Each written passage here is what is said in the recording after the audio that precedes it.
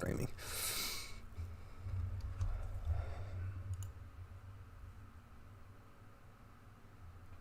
I gotta pull it up. Hey everybody, welcome to another Monday night live stream. It's Terensu here. Got some very interesting Castlevania 64 content for you tonight, so I reached out to Ty2358. He currently holds world records and has held other world records, which he does not have at this moment. One of the OG Castlevania 64 speedrunners. So if you've ever been interested in that, or I know a lot of you guys like what I do with Castlevania 64. So the idea for this series, I'm calling it the Speedrunner Showcase, is I wanted to have Ty here on, and I've got some interview questions for him. And after those questions, we're going to let you watch this beautiful 1080p Castlevania 30 FPS in the background. After, 1080? I'm just being facetious. I have no idea what it is. I think it's 720 actually. That's what Discord is telling me from the restream. Yeah, that's what I believe. So anyway, if as you guys filter in, if you have questions for Ty or me, I don't know why you'd have them for me when you got this guy here, but ask them now, ask them during the runs later, whatever you guys need to do. Anyway, let's jump right into it. Ty2358, how you doing tonight, man? I am awake, which is all that matters. You would not believe how my sleep schedule has been as of late. I was actually worried about completely missing the stream entirely, just because I woke up in the middle of the night at like 4 a.m. when I didn't want to, and then slept for like another 4, and now we're on a weird nap cycle. It's been a little rough, but I can't really complain. Yeah, you got that speedrunner sleep schedule going on. It really is. I've just been too interested in like competing in other games, and when I get too competitive, then I just don't even want to sleep at all. And that's interesting you bring that up, because I have some questions about like other games and running other games and that type of thing. So let's just jump into some of these questions here I got for you. So first off, just for everybody not familiar, could you tell us what games you speedrun and about just some of your exploits in said games? Yeah, so I know here we're definitely showcasing Castlevania 64, which was the OG speedrun, one of my first ever speedruns behind another kind of horror game. There's a game called Mad Father, which is a little 2D horror game that a lot of people know of, similar with like Witch's House and Ib. I mainly wanted to go into like a horror series as far as speedruns go, but because Castlevania 64 was one of my faves, I just ended up doing that more than anything else. And then it eventually transitioned into Sega Genesis games, things like Shining Force and Shining Force 2. Ended up messing around on the N64 a little more with Super Mario 64 and Ocarina of Time. Didn't go into those too hard. Basically, ended up dabbing into a few other games, but Castlevania 64 and Shining Force just ended up being the two games that I seem to have played religiously. It was many months of Shining Force, a couple months of Castlevania, and back to Shining Force for like another year, and I swear it's been that way for like the last 6 years. What's it like flipping between two games with such a stark difference? Because I don't know a lot about Shining Force, but I believe that is a 2D like top-down classic JRPG type thing. Yep, it's just your top-down tactical strategy RPG. Basically, it's like Sega's Fire Emblem. A lot of people have played Fire Emblem. Not many people have played Shining Force, but you could just call it pretty much Sega's Fire Emblem. And going between the two is actually quite a pain. That's the one thing I kind of regret, is like I would always make a like somewhat of a tradition to just play Castlevania in October, at least in some years, if I wasn't to play it at all throughout the year. And it usually is kind of hard to play competitively, I'd say, with just playing for 1 month or not even. That's assuming that you're playing multiple times a week. And normally with a full-time job would probably mean a few like 2 to 3 hour streams here and there, but I usually would want to play more. So it's like I always kind of regretted that, because there's many times where like you'd get back into Castlevania, right? Mm-hmm. Play it for maybe a month or maybe even 5 weeks, 6 weeks, and you'd start getting back into like top form where you're really feeling good, PBs are coming in hot. It's like you're getting like narrowing it down to like world record time, and then just kind of stop to play Shining Force. Yeah. And I've done that probably on 3 different occasions. I'm just like, why do I do this? Yeah, Yeah, that's that's happened a lot. one thing that's I go through phases. Every so often I feel like speedrunning Henry, and that's the only run I do because I just don't have the patience for anything longer than like maybe 20 or 30 minutes. If you're doing a 20-minute Henry speedrun, you're doing it wrong. But but one thing that always gets me, and I wonder about at your level, is that grind. And there's just some points in that where you're so close and you die.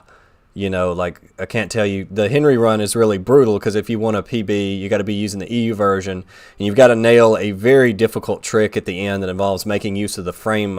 You probably know it to trick the game into shooting you off the gondola, and It's a little blue platform skip. you get that or you die, and there is no in between, and it's at the very end of the run. So when you have those moments where the perfect just chef's kiss run dies to something like that, how do you force yourself to keep going in that? Yeah, I honestly just look. I usually want defeat half the time. I'm not gonna lie. I try to embrace it. It's like I've never found it, or I never find it to be a bad thing to fail. It's like that just. It's like kind of the old story of like if you get knocked down, it's not really a matter of if you get knocked down, it's how you get back up. And I usually, I mean, through my sports days, I pretty much play that religiously, even through competitive gaming, where it's like you'll be able to take a fail and still learn from it as long Mm-hmm. as you don't let it get to you. Because I've seen like, I mean, Slucky and like Op and myself, Kaze, like I remember when that skip was like first found, and it was so epic because like I think we were all running Henry at the time, Mm-hmm. but I only had the NTSC version of Legacy of Darkness, and so eventually when it was like, oh, on PAL you can do this, and now it's just so much faster, I was just like, ah, crap, I can't really partake in Henry anymore. But as like still watching some of the other guys do it was still really exhilarating. And I do think it is a little bit easier as well when you have a bit of a shorter game and a shorter run. Mm-hmm. Then you definitely at least like to get to those parts of the game where I feel like a lot of people that'll run like a 20-minute game will just kind of like reset if Mm-hmm. they don't get within their like 5-second like goal in the first 5 minutes. If they're looking for like a to be like 5 seconds ahead at 5 minutes and they're 5 seconds behind at 5 minutes, they'll Mm-hmm. just reset. And it's like I don't like that idea. I think with a 20-minute game you could pretty much constantly pull out no reset runs constantly Mm-hmm. just to get the feel for all that. And I think Henry's kind of the same way, where it's like if you do no reset runs, you'll continuously do that blue gondola skip, and you'll eventually get it. It's just one of those things that's just like through time and experience you figure it out, much like anything else. It has a very um, specific feel to it, and you can almost, as soon yeah, as you jump, you can kind of feel if you died or not before you even leave the platform. You can kind of feel it, or at least that was my inclination with it. yeah, no, I definitely agree. It's like you'll kind of be able to, there's a little bit of a visual, some people use like a visual cue that I've Mm-hmm. seen, and it's like the timing of the jump can be rather odd, and you'll also know like if you don't have the momentum you need, which is just the weird part of that trick, right? It's just like kind of just fly and zoom for no reason just because the Mm-hmm. gondola wants to start zooming. But it's like it's an interesting find, and there's always finds like that I don't know. That's usually what makes me excited for the speed runs, and that's one of the things that usually gets me back into it. It's like, yeah, it might be a pretty small community, but sometimes a couple people will go into it just to like look for new tricks. Mm-hmm. And as soon as somebody finds like a 3-second time save, like immediately motivated to play the game again. It's kind of weird, but yeah, usually I feel like that happens with a lot of other runners and players as well, where it's like you definitely like to see the game played by other people. I know both Legacy of Darkness and CB64. Like I think at least there's like one runner for like each game. I think currently right now, from what I've seen on Twitch at least. There he is, yeah, and I went in there and checked the leaderboards out, and I was surprised. I saw a lot of names that I was not quite familiar with, and I saw some folks outside of the USA and Japan. I can't remember the name now, but I thought that was awesome to see everybody's getting in on the fun. Yeah, it's like I know I usually try to at least on Twitch where you're able to follow games specifically. Mm-hmm. Um, it's kind of makes it easier to just go through that category, realize if someone's playing like Legacy of Darkness, and we just like see if any of them are speedrun, and I'm usually checking that constantly. And the sad thing is Castlevania 64 isn't its own game on the Twitch scene for whatever reason. So I remember that, because it used to be, right? And then they took it away from us. Yeah, and I have no idea why. And it's like, I still don't understand it. I've had so many people try to like request for just CV64 to be its own thing, but now it either has to be just OG Castlevania with the NES picture on the screen of just the NES Castlevania, or you just label it as Legacy of Darkness. And I suppose most people nowadays have just been calling it Legacy of Darkness when it's not, but you know, what can you do? Yeah, and that to the casual player, that difference probably isn't as profound. I mean, because, you know, we know all of the differences between them. The levels have been revised, but if you go on any website and you start asking about the game, everybody's going to say, oh, skip 64 and just play Legacy because, you know, it's got more content and all that fun stuff. But, you know, two completely different speedruns, even with two of the same characters using that. Yeah. I even find the like way of playing them to be like significantly different. It's like it never looks that different, but it's like I don't know. I swear in my own personal experiences, like I can speedrun one and not really the other. So yeah, alongside that kind of line is talking about speedrunners and career things. So I wanted to ask, sometimes you'll see I say career speedrunners. I don't know how many. Some people, of course, do make a living speedrunning.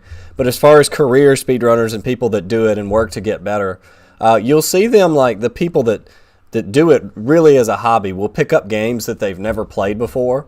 And, you know, they'll try it sometimes because they've just heard that it's a good speed game. You know, do you hear that term tossed around, a good speed game? Do you think CV64 is a good speed game? And if so, what really makes it a good speed game as far as you're concerned? Yeah, there's always that story of like, oh, the game might not be relatively looked at as good, but it's a much better speed game or speed run than the casual get right. You hear that all the time. I know there's some like comedy-like games that you'll see on like GDQs that are ran that are just literally meant to be a joke of a game, but for a speed run they actually become quite interesting. And I put Castlevania 64 as kind of one of those categories, and not really because it's looked at as like a bad Castlevania. I would say it kind of is, but generally that's just, at least from what I've seen, and I could even look it up here, it's like I know at least when the game first came out, it actually got good reviews from GameStop, IGN, and some other... It did from the magazines as well, because I remember GamePro magazine had a 2-page spread for the game, and you know that old trailer with like the blocky graphics that are untextured, and then when the game came out, they gave it a positive review, and they wrote a strategy guide for Reinhardt's quest. So I mean, everybody liked it at the time, and then it just kind of changed opinions all of a sudden. Yeah, exactly. It's like I know it kind of got famous because of angry video game nerds rant about how the game doesn't play well, and that ended up getting a lot of reviews, and somehow that almost just somehow his viewers ended up being like higher than the actual like players of the game in history, it seemed, because like it is immediately after that video, it's like 80% of people that knew Castlevania 64 was like, wow, this really is a bad game, holy crap. And they're just like, well, I mean, it's not, I mean, yeah, it has its pros and foibles, cons, but it's like, honestly, I think most of the problems that it has is no different than any other thing you'll find in a lot of N64 games. You know, any game that transitioned to 3D for the first time ran into so many problems. You know, I've tried to be objective about Castlevania 64 because that and Legacy, I just love both of them. And, you know, I played them when they came out, you know, as a not a child, but a younger, I won't even say young adult. I don't remember how old I was when it came out, but less objective, shall we say. You know, when you're a kid, you just kind of assume you're bad, and all the games have to be good necessarily, or at least that's how I was. And so the other day on the stream, this was 2 or 3 weeks ago, I was playing Jet Set Radio because people kept telling me how great Jet Set Radio is. You got to play this game. You know, one guy actually tipped for me to go and play the game. So I said, fine, it's on my Steam. You guys want it. I'm going to play it. And I wasn't having a good time with it, and I got a little bit better at it as it went on because the controls, they're kind of dated, and just some of the gameplay decisions are kind of bad. And I was actually driving, I don't remember where I was going. I was driving somewhere, and it struck me, like, Castlevania 64 is my jet set radio, because as a kid, I took the time to understand those little control quirks, but if you play it today, you're probably going to have a little bit harder of a time than I did. I mean, would you agree with that sentiment, maybe? Yeah, that sounds pretty much right on the noggin. It's like, I know even, I mean, it looks even from a lot of videos from your channel as well. I've seen things like, what is it, Goemon, and quite a other videos that kind of pop up. But yeah, I was gonna say, is like, obviously there are games out there that people definitely want to see played, as well as, like, I'm surprised. I haven't heard that game, at least in a long time.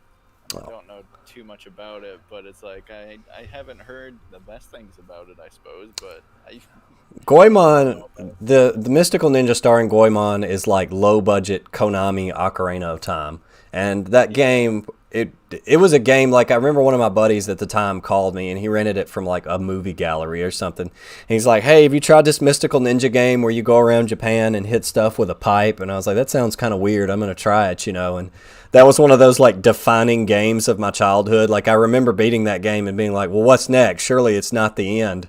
And going back and playing it, it has some problems, and, you know, it has some slowdown in parts.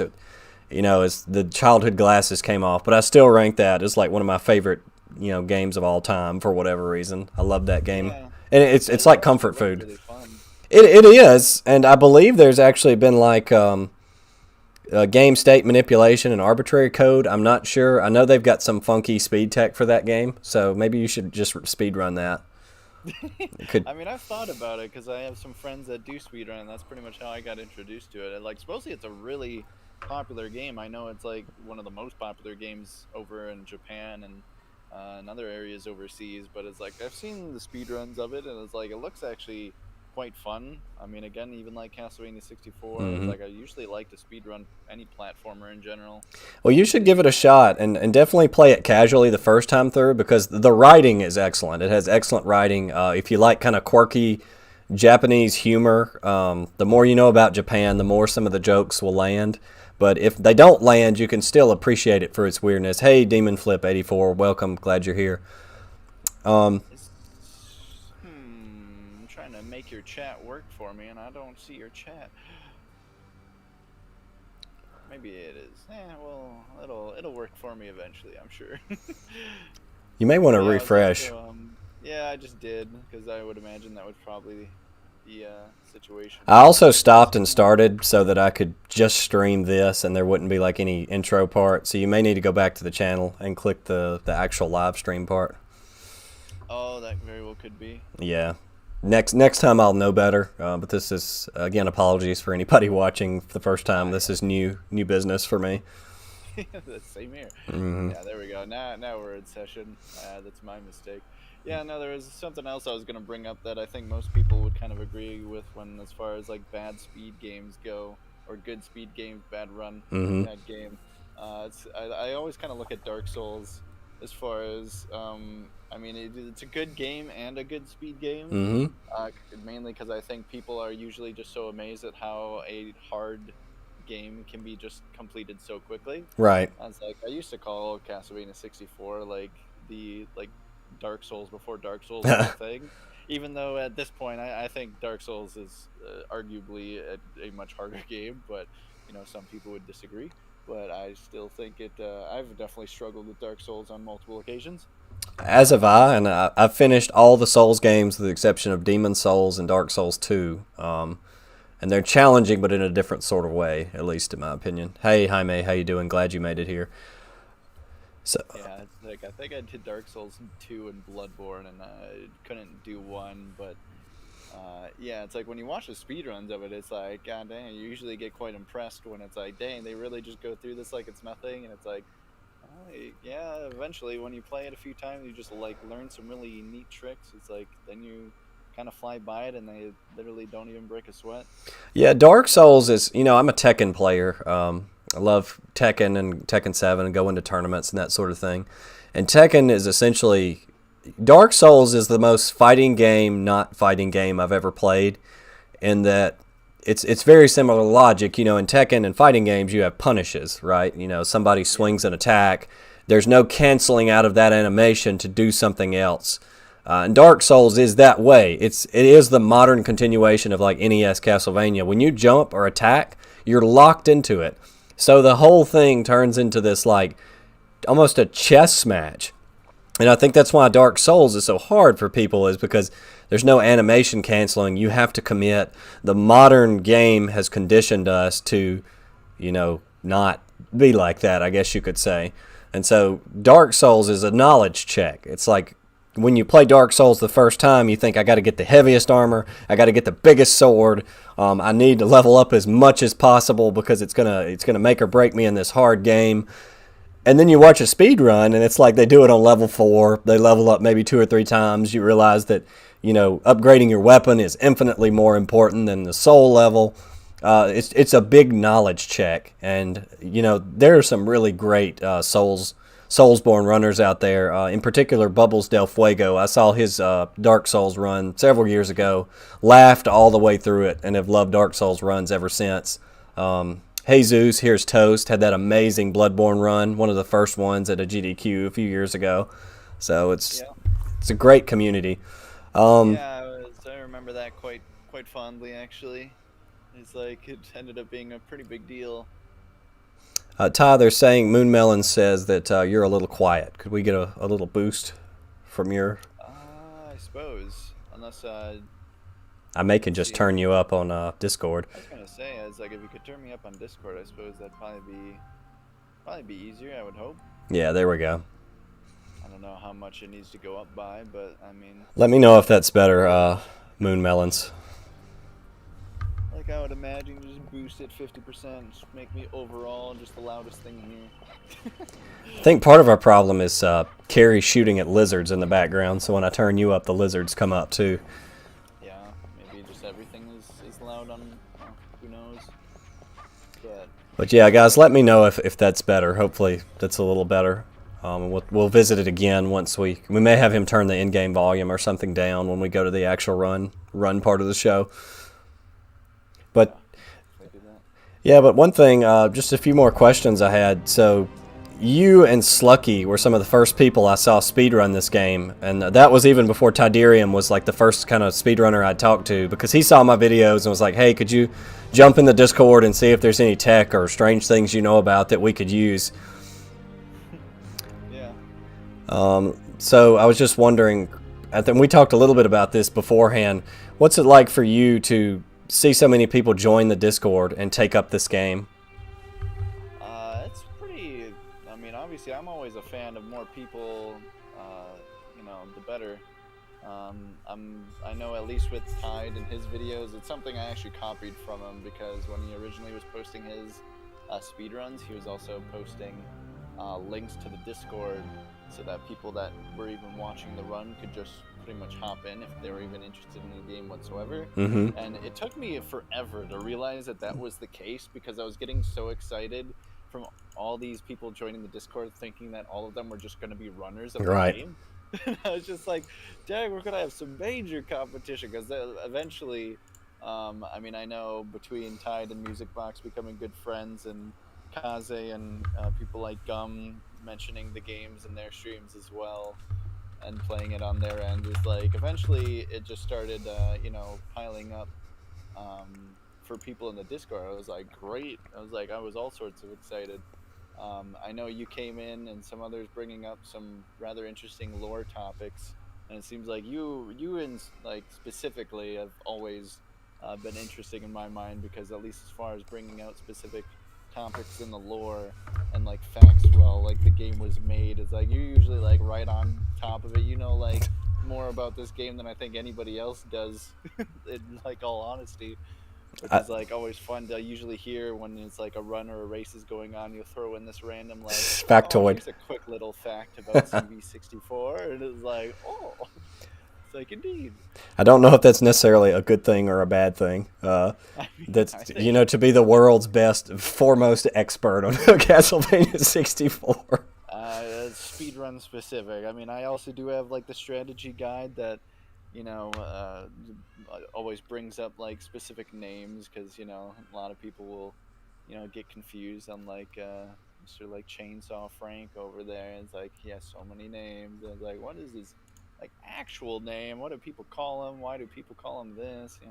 You know, some people get the information a little mixed up, or you know, Mm-hmm. multiple answers for a thing, and I guess it's usually nice to know the exact answers. I think both of us probably know the exact answers for certain things, but again, having things like strategy guides and other books kind of help for that. And I was like fortunate to have my brother give me a strategy guide of the game as well, which is another reason why I was actually able to complete the game. Yeah, I've had a ton of fun with you guys, and shout outs to Music Box.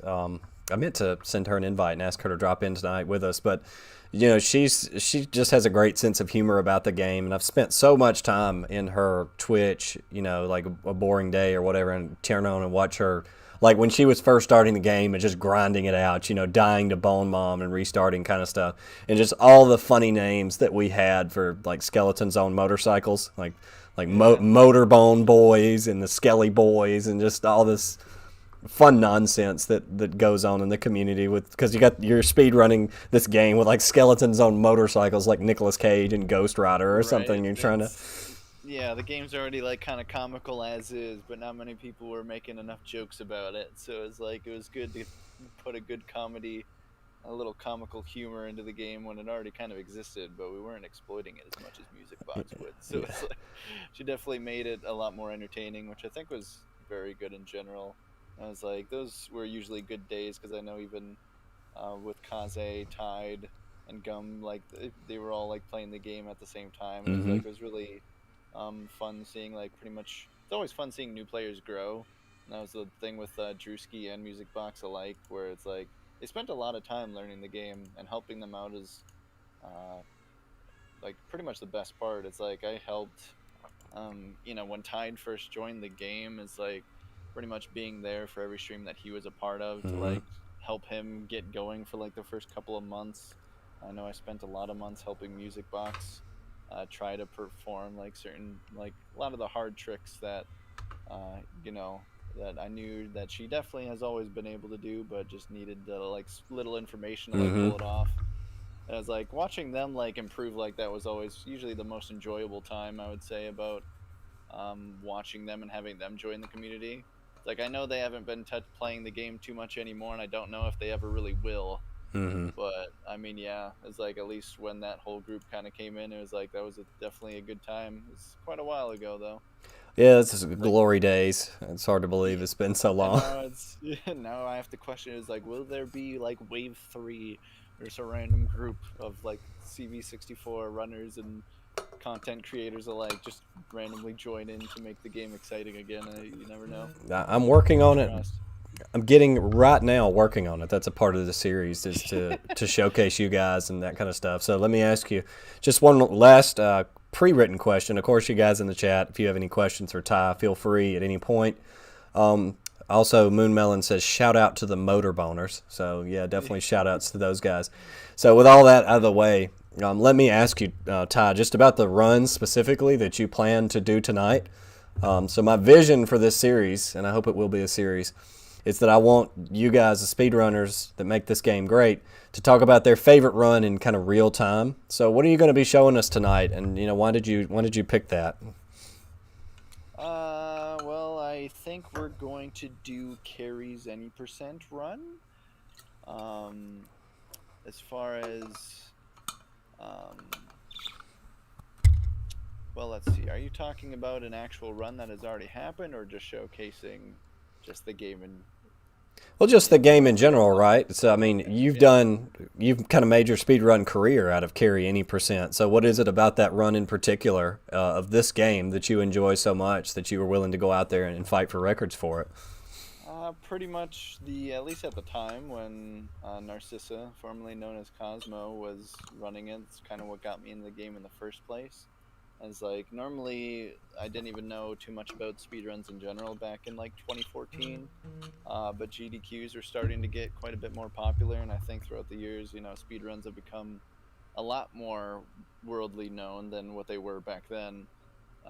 But I know at least with Castlevania 64 was pretty much just being one of the favorite, like my favorite N64 game probably of all Mm-hmm. time. Like right there with Banjo Kazooie. But it was just kind of one of those things like, here's my favorite games. Can I speed run them?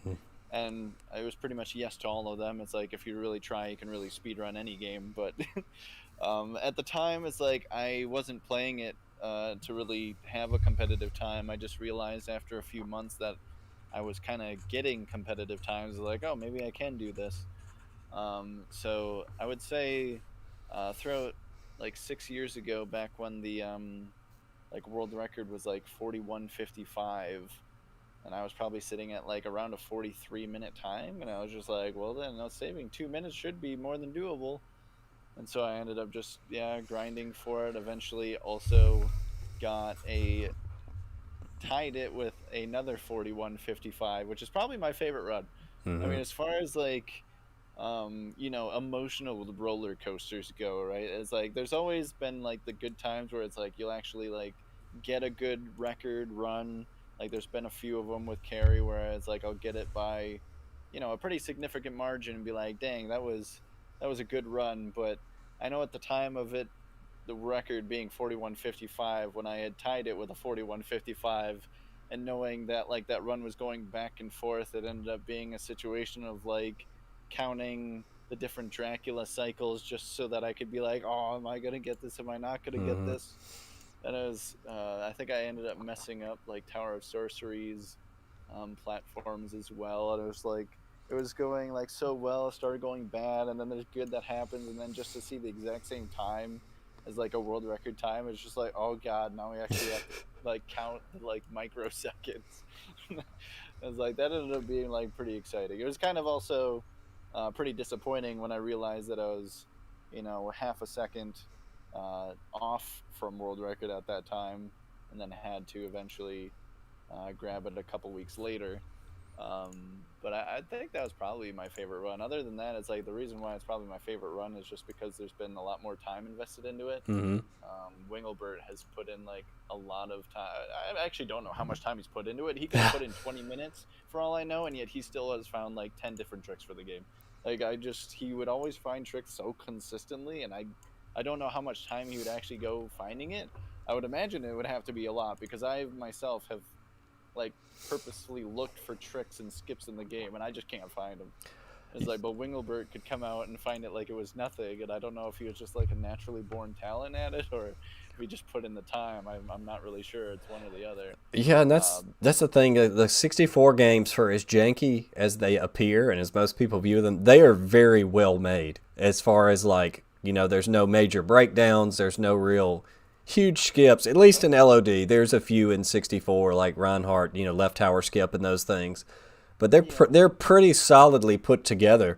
And like when I for that brief time that I had the world record again for emulator Henry, I went and like I had it up a week, and then Malweir came back and beat it and took a bunch of time off of it. He still has it, but the one thing I was like, okay, I got to innovate the game here. It's like maybe I could try to find something, and so I started fooling around. Like, what if I could just skip all these nasty acid pit trips and tunnel and just get directly onto the gondola section? So the area where there's like the slope with the spikes on the side. I spent probably yeah, 2 or 3 hours one day trying to like trick the game into messing with the XY position and shooting me up there, or just like maybe there's some sort of weird angle where I can get myself up there. But the jury's still out on that one. Maybe one day we'll find that holy yeah. grail kind of thing for that, and that would just blow that run wide open. And you add that plus the gondola thing at the end, that would be a crazy run. Yeah, it's like I would really like to see that run touched into a little more, and I know Slucky was starting to get back into it.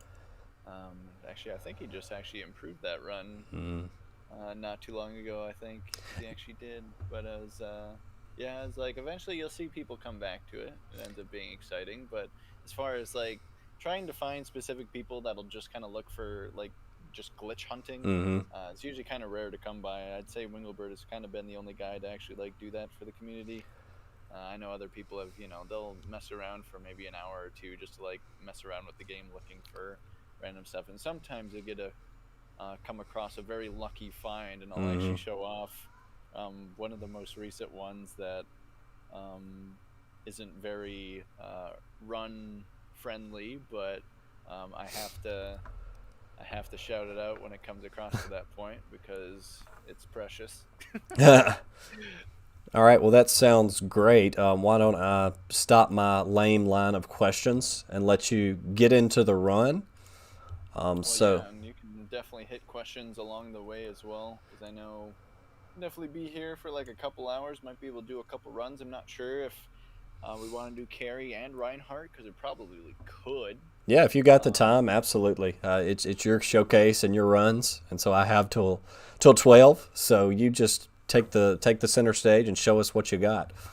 yeah, I'm doing a very I will do both, and it's for a very, just for a very special someone, because I won't lie, when I found out that Reinhardt won the GDQ bid war, where I had to play Reinhardt at GDQ, when I was telling everyone like I need this to be Carrie, you don't understand. It's like I literally practiced Carrie for like 4 weeks straight, and I only did Reinhardt for like 2 hours.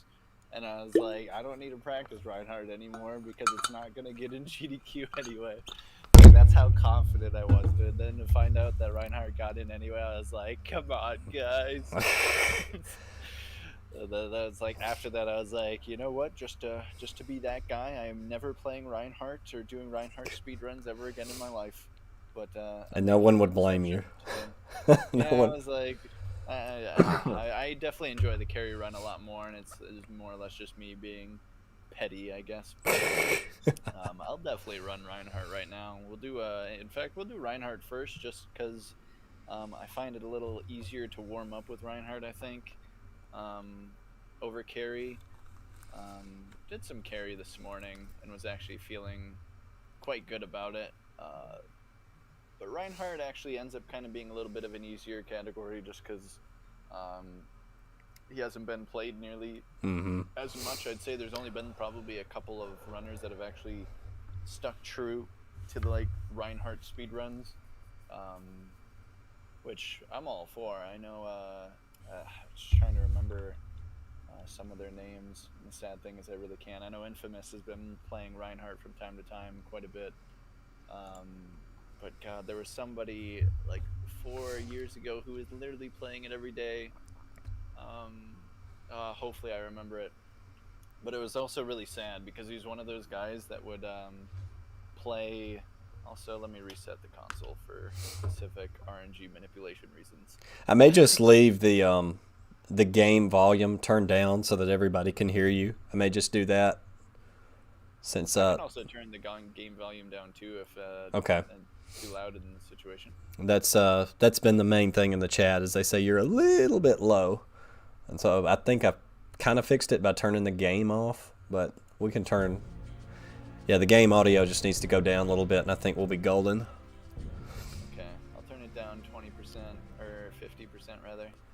Yeah, the main thing is the run. As long as you can hear. I don't know if you use any sound cues. And guys in the chat, if you can't hear me, you can't hear him, let me know, and we'll work on it and fix it. But anyway, I'm excited for this. It's like I'm at a private viewing, so I just get to sit. Yeah, I can't remember if I have the alternate costume or not, but I'm not going to use it for this situation. It's like I look at it as you get pink dress Carrie and as well as pink dress Reinhardt. Yeah, Reinhardt ends up being a little bit of a warm-up run in my mind. The funny thing is I ended up resetting the console almost strictly for an RNG manipulation, but I'm probably not actually going to do it. Mainly for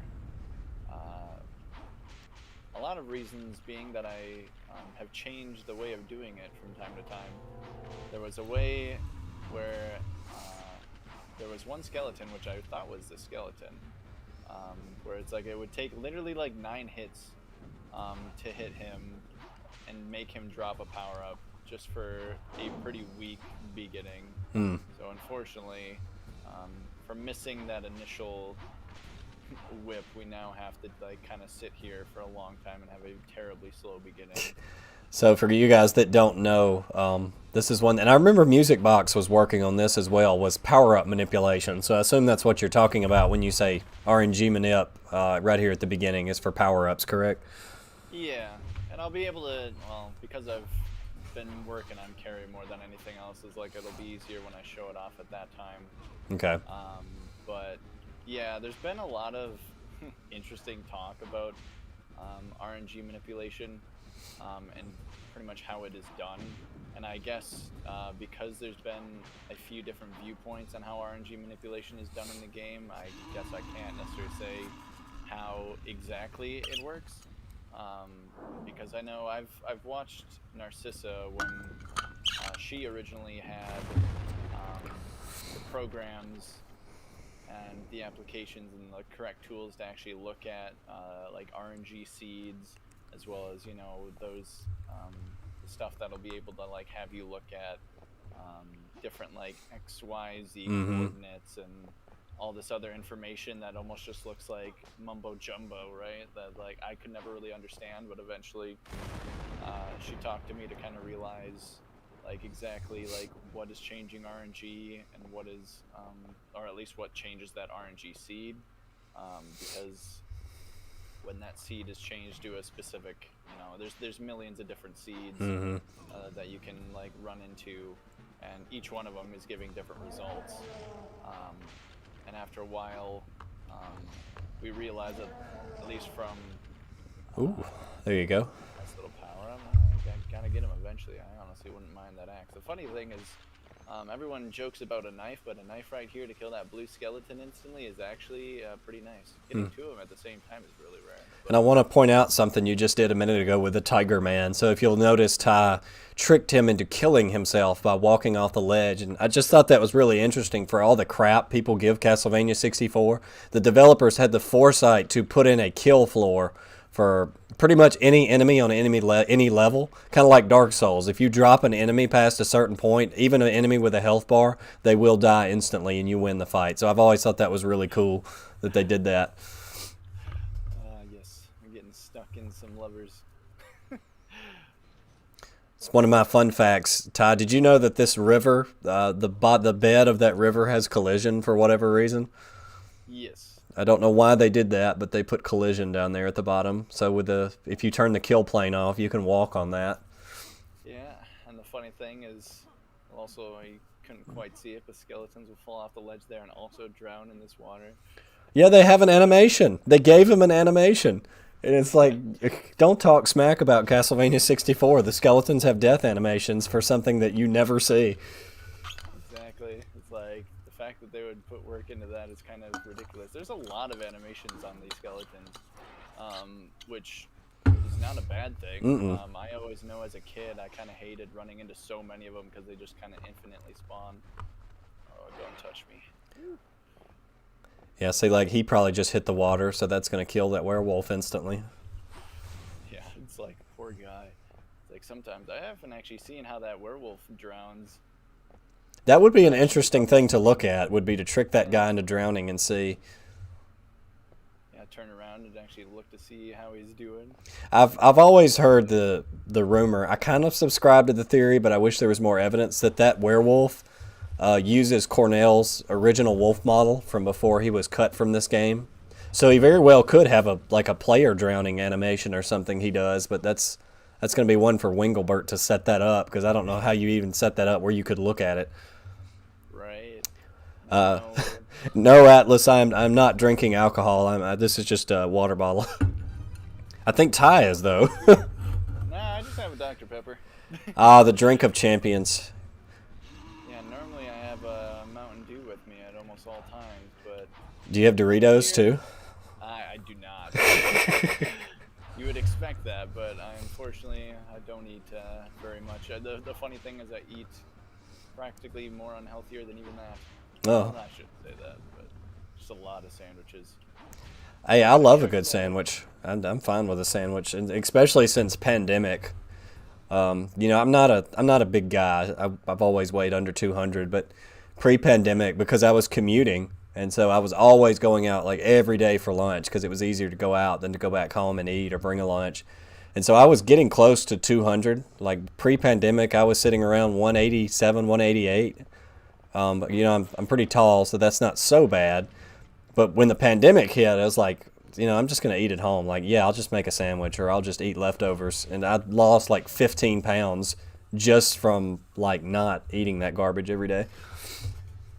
Yeah, it's like it makes pretty big world of difference, honestly. We're taking these platforms stupidly slow right now, mainly because the first platform is actually probably I would say like actually the hardest part of the Reinhardt speedrun is just getting to the first platform in Castle Walls here. It's like it requires like you already have to be really fast on carry to get like to make the jump with the first platform, and Reinhardt doesn't jump as far or doesn't have the height in his jumps to actually get exactly where you're trying to get to. So you get to that platform a lot slower on Reinhardt, which makes it just a world of pain when you kind of miss it, because you just kind of miss out on every platform. One interesting thing, I think it was Music Box told me this during one of her streams, is that Carrie, in order to make it so that Carrie and Reinhardt can reach all the same platforms, they made Carrie's like grab zone higher to match Reinhardt's, so she has a little bit easier time on those platforms. Am I remembering that correct? I don't know. It's like Somebody told me that. Grab zones? Yeah, so for example, the game, when you come within a certain distance of a platform, it checks the Y height of Reinhardt or whoever, and if it's within a certain range, it snaps to the platform. So carries actually exist above her head to make sure that she can land on all the same platforms despite being a little shorter. Yeah, it could be. Some speedrunner told me that. I don't remember if that was Music Box or Drewski or Tydirium. One of those guys brought that up during stream. No, mess this up. And what he's doing here is a left tower skip.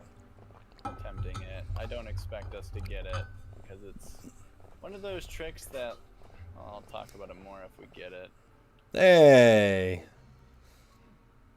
I'm just gonna play this rather slowly, or safely. There's a little hole down here. I'll even show kind of where we are out of bounds here. It's like make it nice and fine. We do have to take fall damage, but yeah. So if we wanted to look at it as like the joystick being like a 360 degrees, there's literally a very tight window where you have to have a specific spot on your joystick while back hopping in order to kind of clip through that corner there, in order to pretty much drop to a couple floors below.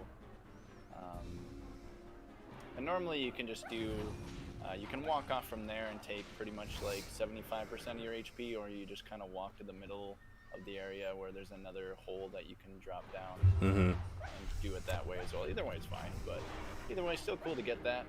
It's like, honestly, definitely what I consider the hardest trick for Reinhardt. So does Carrie have an easier time with that that clip? Yeah, we'll talk about that, I suppose, a little bit more when we get there. But yeah, she like has just a strict setup where, you'll grab a ledge, move over a couple times, do a couple shimmies, and then basically just side hop with some extra movement on top of it. That makes it kind of nice. Also, I just realized something. Took me a minute. We're also in a lot of trouble now because of it. Uh-oh. Yeah, I ended up using a sun card instead of a moon card. It was probably Rosa related, if I had to guess. Yeah, exactly. Got to use a moon card now. So I think most of my chat knows but there's a cutscene you have to see to progress in the game, and you can only watch it from 3 a.m. to 6 a.m. Yeah, it is very rough. To both miss both that vampire skip, and now we have to wait a very long time for 3 a.m. to roll around. It's like it started going in my head as soon as I was like, this is why I was saying it's like usually the talking and multitasking playing usually somehow goes bad, and now this is how it's gonna go bad, because now we have to wait for 3 a.m. There's like usually there's times where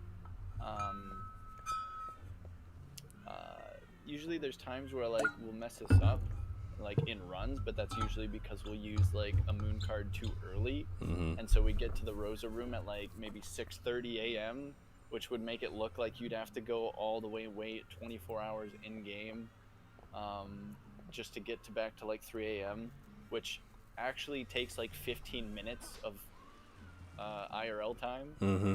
I can't remember the exact time it takes for like 12 hours to go through this game, but it's kind of absurd.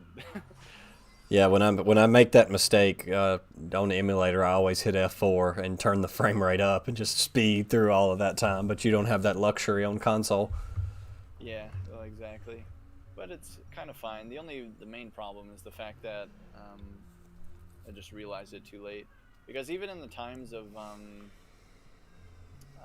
being like the times, I guess it's no different really. But usually in the cases, at least, which I have not done personally myself in like a marathon setting. But like if something like that were to happen, you would actually go over to Reinhardt, which I guess we could actually trigger that cutscene. Just go get rid of it. Yeah. Yeah, the interesting thing about speedrunning this game is there are so many like landmine sections that just like are a disaster if you hit them during a run or something live. Yeah, this was basically one of the things that was ever like a lot of people would talk about. One of my favorite clips is Spike Vegeta, who ended up like having this race against some buddies of his, and he got stuck at this part because there wasn't really enough information to say like, you know, oh, you gotta meet the Rose Lady at dawn. It's like, when, like, what, where? It's like it took forever for him to realize that it needed to be, you know, specifically between 3 a.m. and 6 a.m. It's like, it took him a hot minute to figure it out, but I guess we'll just grab jewels while we wait. But yeah, again, in the times of like, basically being late, which would mean you're just too slow, you mess up left tower skip a lot or something, you get there like 6:30, then it's like, yeah, in a marathon setting you have to go all the way to Renon, activate that cutscene, grab, and then take donations. yeah, you basically have to grab a sun card because at least at that point you would rather see 6 p.m. rather than 6 a.m. at that point, so you can at least skip practically 12 hours, but that's as good as it can get. Reinhardt's whip really can't reach that chandelier. I didn't know that. I've always had to jump off and hit it and then come back around. I thought I was just bad, but I guess maybe it can't unless you're on the staircase. Interestingly, I've always said that the holy grail for this game would be, you know, these games nowadays, they have like the arbitrary code execution and stuff. If we could find some way to execute cutscenes in this game, because pretty much all the game's variables and triggers are changed by cutscenes. Exactly. There's quite a few things, and I know there's also been people that have been working on an HD like retexture or remap that I've seen. Kind of a couple people different that have done, and I know you've touched on it, I think, as well. Some of the older ones I've played. There's one for Legacy that's finished, and then there's one for 64 which is kind of in limbo. I think it's like 50 or so % done, and it stops like past Castle Center, I think, unless he's picked it back up. And that's actually probably one of the things that is, at least as of now for the Discord, I think that has been most exciting has usually just been the artwork. I can't remember what his name, Davian? Yeah, that guy's very talented. Yeah, super talented. I was like, are you sure you like haven't actually done the artwork for this game? Because like that artist that he does is quite amazing. Yeah, it looks like some of the official like Symphony of the Night artwork that they put out, you know, 20 years ago. Honestly. Exactly. So we just have to wait one more in-game hour. It's completely fine.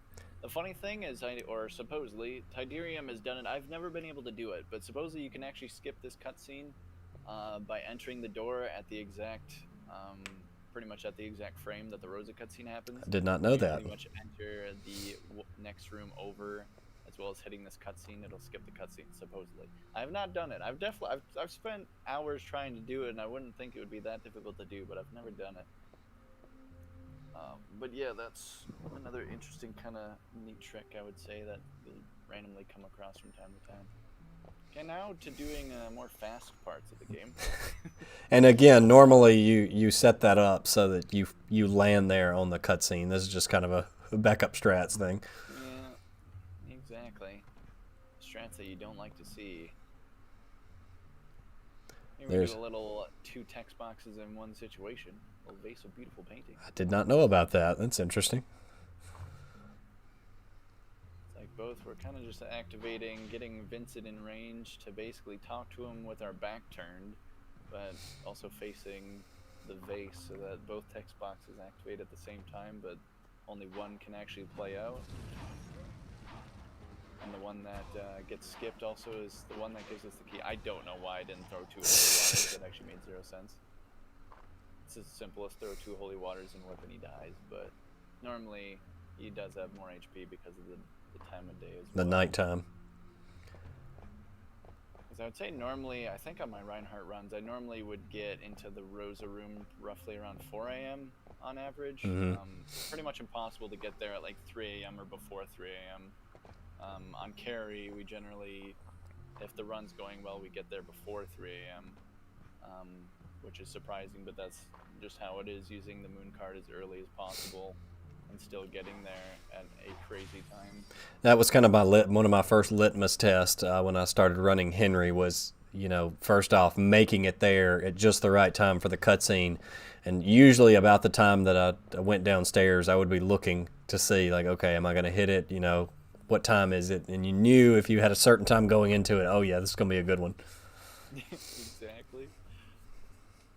Now, the Maze Garden skips for every character has always been probably my favorite part. I mean, Reinhardt has literally just a simple go through the door. Of course. Yeah. Nice.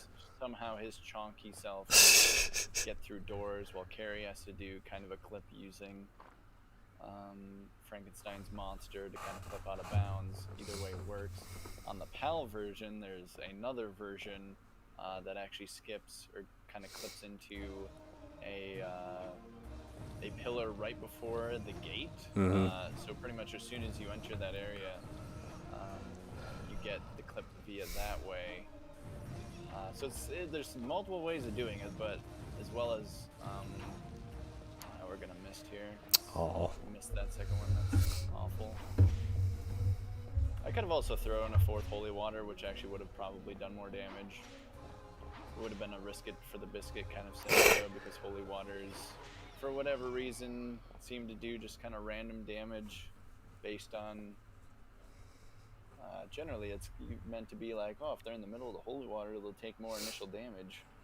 But I really don't find that to be the case. I've seen people in the middle of holy water literally take 0 damage. The only non-skippable cutscene. I've always found it quite bizarre that cutscene is just randomly unskippable. Yeah, it's like, it just seems like something they forgot. I'm not sure. It was either that, or I could see it being the case that they're like, the player has to go here to continue, so we want to make sure they see this. But I mean, honest to goodness, if you're not going to examine the big coffin in the boss room, why are you even playing Castlevania? Right. Ah, this level.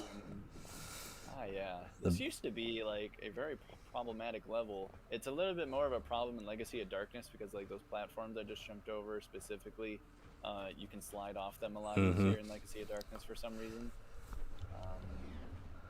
None of this platforming is really difficult. It's just the fact that the acid kills you in one hit, and the camera, like there's one jump later where the camera just spins 360 degrees like multiple times as you get close to it. It's like, what are you doing?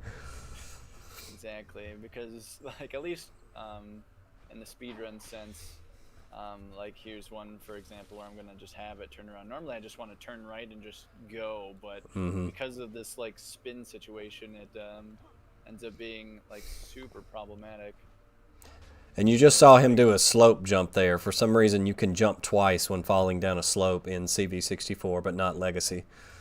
Yeah, and only in the NTSC version. It's like on PAL they patched that.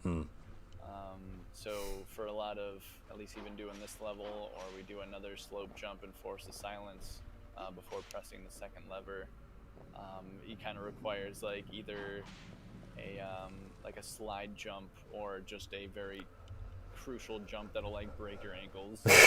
An ankle breaker. Yeah, exactly. And pretty much what I mean by a slide jump when I refer to that is simply just sliding and jumping at the same time. So you can kind of just basically just jump at the end of your slide. You don't jump immediately for whatever, it'll just take your jump or take your slide first and then jump afterwards. But so by doing that, you can like go off an edge, be sliding down that edge for, you know, maybe a solid 10 feet, and then you just do a little small hop, and obviously jumping from that height is a lot better than the height that you slid off from, so not hurt yourself nearly quite as bad. But yeah, now we're on the nice little elevator gondola area that you're more than familiar with. My favorite part in the whole game.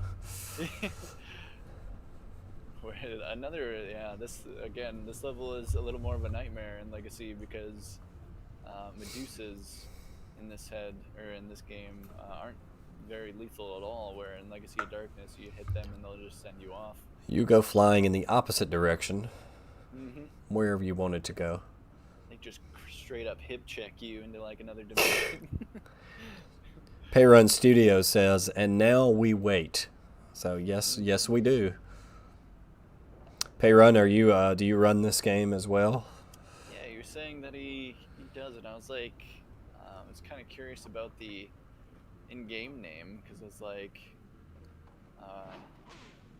I wouldn't mind, like, kind of like that again. I'll get hit, but won't really go anywhere. Yeah, the difference between Legacy and 64, you got to really know the two games to understand the minutiae differences. They're major for speedrunners, but if you just played them casually, you probably didn't notice much more than the camera being different. Right.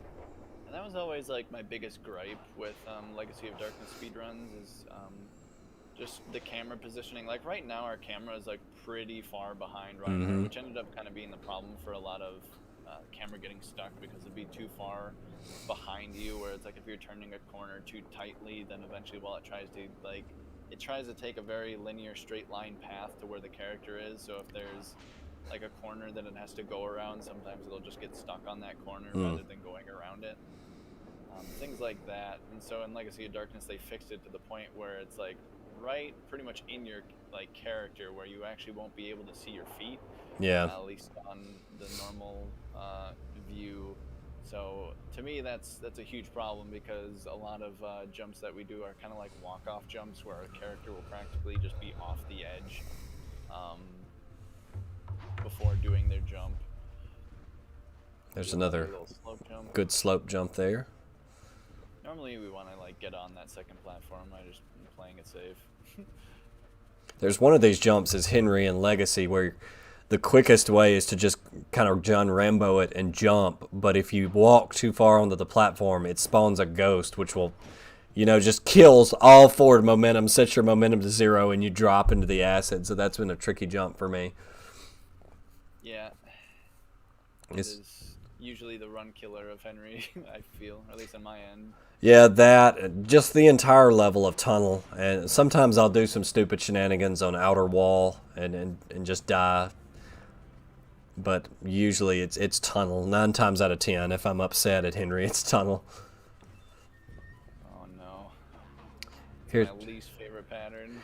Here's everybody's childhood favorite level. Everyone loved this level, and everybody that reviews the game loves this level. Yeah, there's a triple vampire room is always a tricky one, mainly because they have 2 set patterns for whatever kind of vampire it is. Having to adjust to like what they end up doing can be a pain, especially on Reinhardt, because again he has a much bigger body, so he can get hit easier. And if I need to jump to a specific spot, kind of like in that case where if the Bat Lady kind of runs farther left than straight to me, then jumping to her is not as ideal as I want to be. Hopefully we can grab the sun card and still despawn these lizards. Just to be safe, I'll throw holy water. Basically the one thing that is going to despawn them is just the distance from where I am and from where they are. So sometimes they'll sit there and spit at you with their little acid breath or whatever they have going on there. Other times they'll just actually run at you, and because they actually like will be able to catch up to you, sometimes you'll not be able to despawn them there at all, which is a nightmare. And that works because, if I remember correctly, the level geometry overlaps with another room there. Is that correct? And so it thinks you're in another room? Yeah, exactly. Good fire jump. I always get hit by that, so good jump. Yeah, it's pretty much just as simple as just holding upright, and you'll be able to get it the majority of the time. I suppose we'll probably take some safety saves here and there as well. I need to remember that I definitely want to not completely kill these. Everyone's least favorite part. Little nitro. Where it's like both the angry video game nerd and the Spike Vegeta both, like their rants will forever be known for like these areas. But basically just setting up bombs and crack walls. But yeah, Perun, what do you go by for your in-game name? Because I was like, have I known it and just you go by a different name? Curious. So I usually make sure to watch like everyone that runs the game. Also with the other thing usually being that I like to help out other runners, because that's the one thing that can also kind of make people go away from the game is they feel like they're just not doing good enough when nice clip there, where a lot of people will feel that you know they're not improving or not improving as much. And I know usually when I can, like, I'll be able to watch like certain runners and like instantly know like where they're losing time, and a lot of it usually will just come from like basic movement. Like Drewski's kind of notorious for that, where it's I know he's a guy that will pretty much learn his own way and do it himself and do it well. But I know at least according to like I know music boxes sometimes brought him up saying it's like, hey, somebody won't want my help, you know, he just wants to do it for himself. Like, yeah, I'm kind of the same way, but now, you know, at this point, it's like there's not a insane room for improving when there's like an insane amount of improvement for a lot of other runners that still have like a ways to go. And Drewski has put a lot of time. Like, it really looks like he's trying for some really top tier times. Yeah, a little Bridge of Satan, as I like to call that. That's an excellent bridge clip there, whatever that is. Yeah, it's like you're in the situation where if you get clipped or jump or fall, you die. But for some reason, little clips upward. And I don't know like the distance, I really don't, but there's just some cases where you'll be able to clip up like that cog, and when you won't get pinched, you won't die, and it's kind of mind-blowing. These stairs are notorious in Legacy of Darkness as well, because again, if you like were to fall any distance, you would die, whether that's like a pixel or not. And if you were to slide on these stairs in Legacy of Darkness, it actually will count as, and for some reason, I'm not sure why the stairs are different, but they just are, to the point where if you slide on the stairs, you can actually blow up from nitro, which is, there's no telling how Konami Computer Entertainment Kobe coded the logic on blow up or not for that magical nitro. Yeah. So it's practically like, you know, you just blow up on everything, but in reality, it's like you don't actually blow up on everything, surprisingly. The fact that you can clip upwards but not down, I don't know, just spitballing. Maybe it's something to do with they forgot to check, I don't know, like increases, but they just said, okay, anytime your position decreases beyond a certain threshold speed, you die. But they forgot to put up, so. Right, I was like, my guess is just like, they just have falling, but not necessarily like jumping. Forward, which, yeah. Because if you jump with nitro, you won't die until you actually hit the ground at the bottom of your jump. So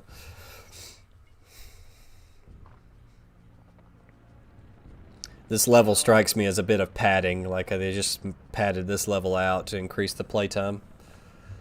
Yeah, it is also like, I mean, it is a very long stage, to be fair. Almost takes up an entire duration of the run. Honestly, it's like a 14-minute long stage or so.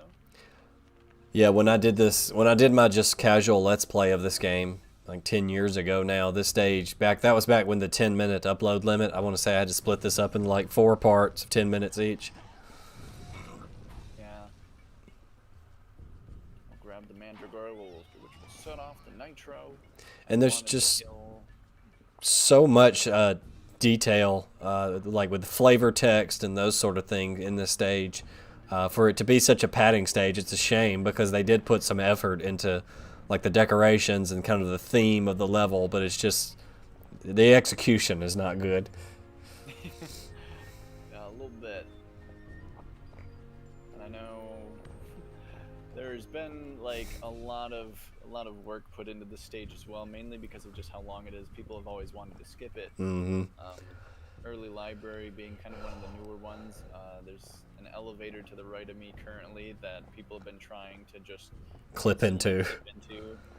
And I want to say it's actually going to happen someday because there's a lot of the other items around it that you can clip into, but you can't ever really get into the elevator itself.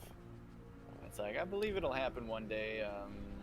Narcissa was kind of showing something that made me feel pretty confident that it would happen someday. So I assume that loading zone is active.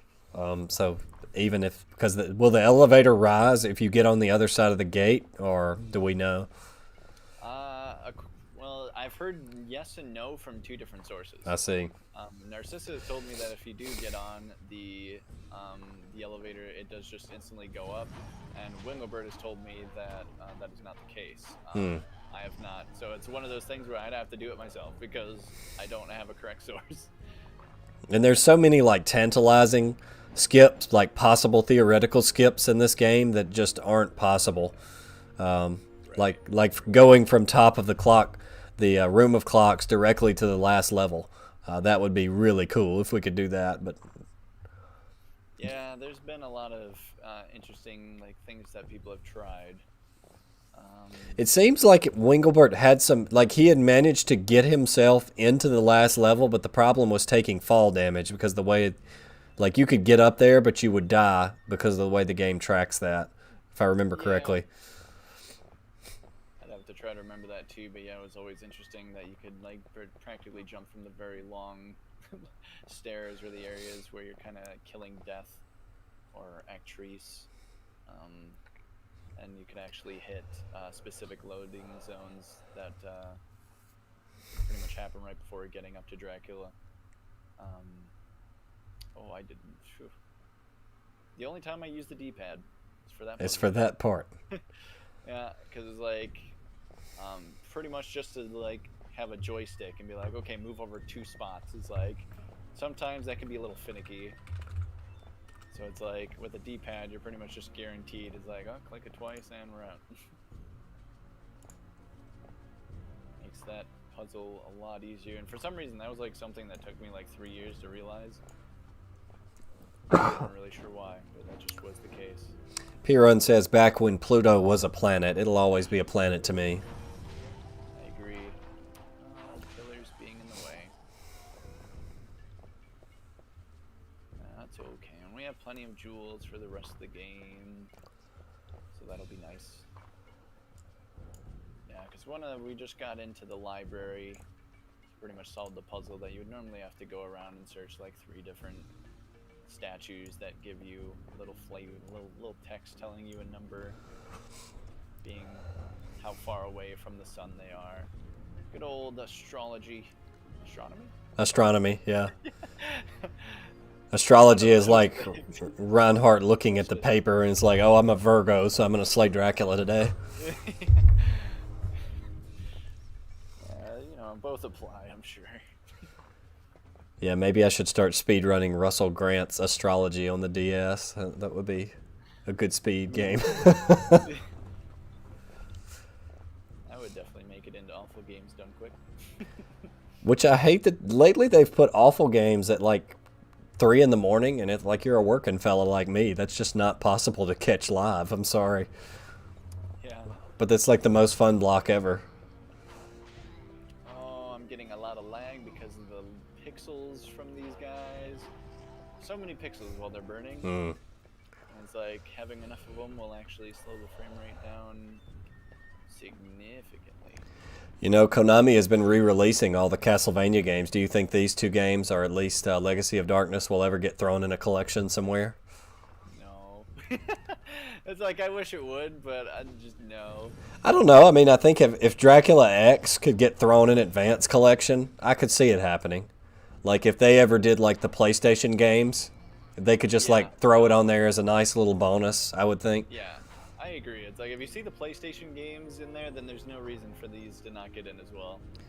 Shoot, I would buy, like most people would buy that for the PlayStation games. I would be buying it for this game. Like this, it would be interesting to me to see this game running on different hardware and see like what, if any, changes they would make, and you know how certain glitches worked. It'd be very interesting. Yeah, I mean, I know. Yeah, for all I know, like. Probably be a faster run just in general if it ran a bit smoother. There's a lot of parts in the game that'll lag. Can only imagine Tower of Execution not being laggy. Lord. That stage plays at like what, 10 frames a second?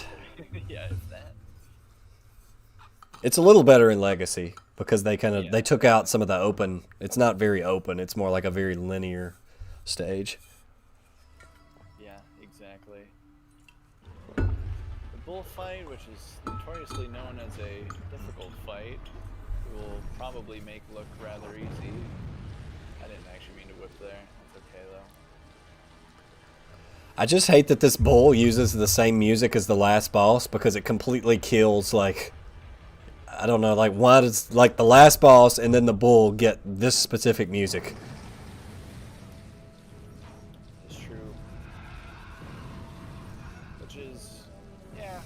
Kind of meant to be. I like kind of showed the scale and how big this boss is kind of meant to be. You just went through an insanely long stage, and now we're here dealing with something that we didn't want to fight, but we kind of knew after watching it, like sleeping at the time. You knew what was coming. You knew what this was.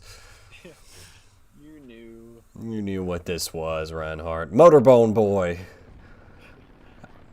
Can't tell you how many times that dude has just been waiting while I'm sitting there with Magical Nitro, and he's just sitting there looking at me when I open the door, and I'm like, yep.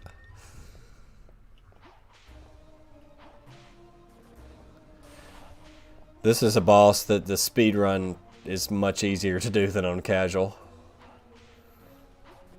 I missed? Yeah, it's like you can definitely manipulate the patterns that Rosa does. The only thing is you can't just like spam whip because he actually has invincibility frames after getting hit for quite a while actually.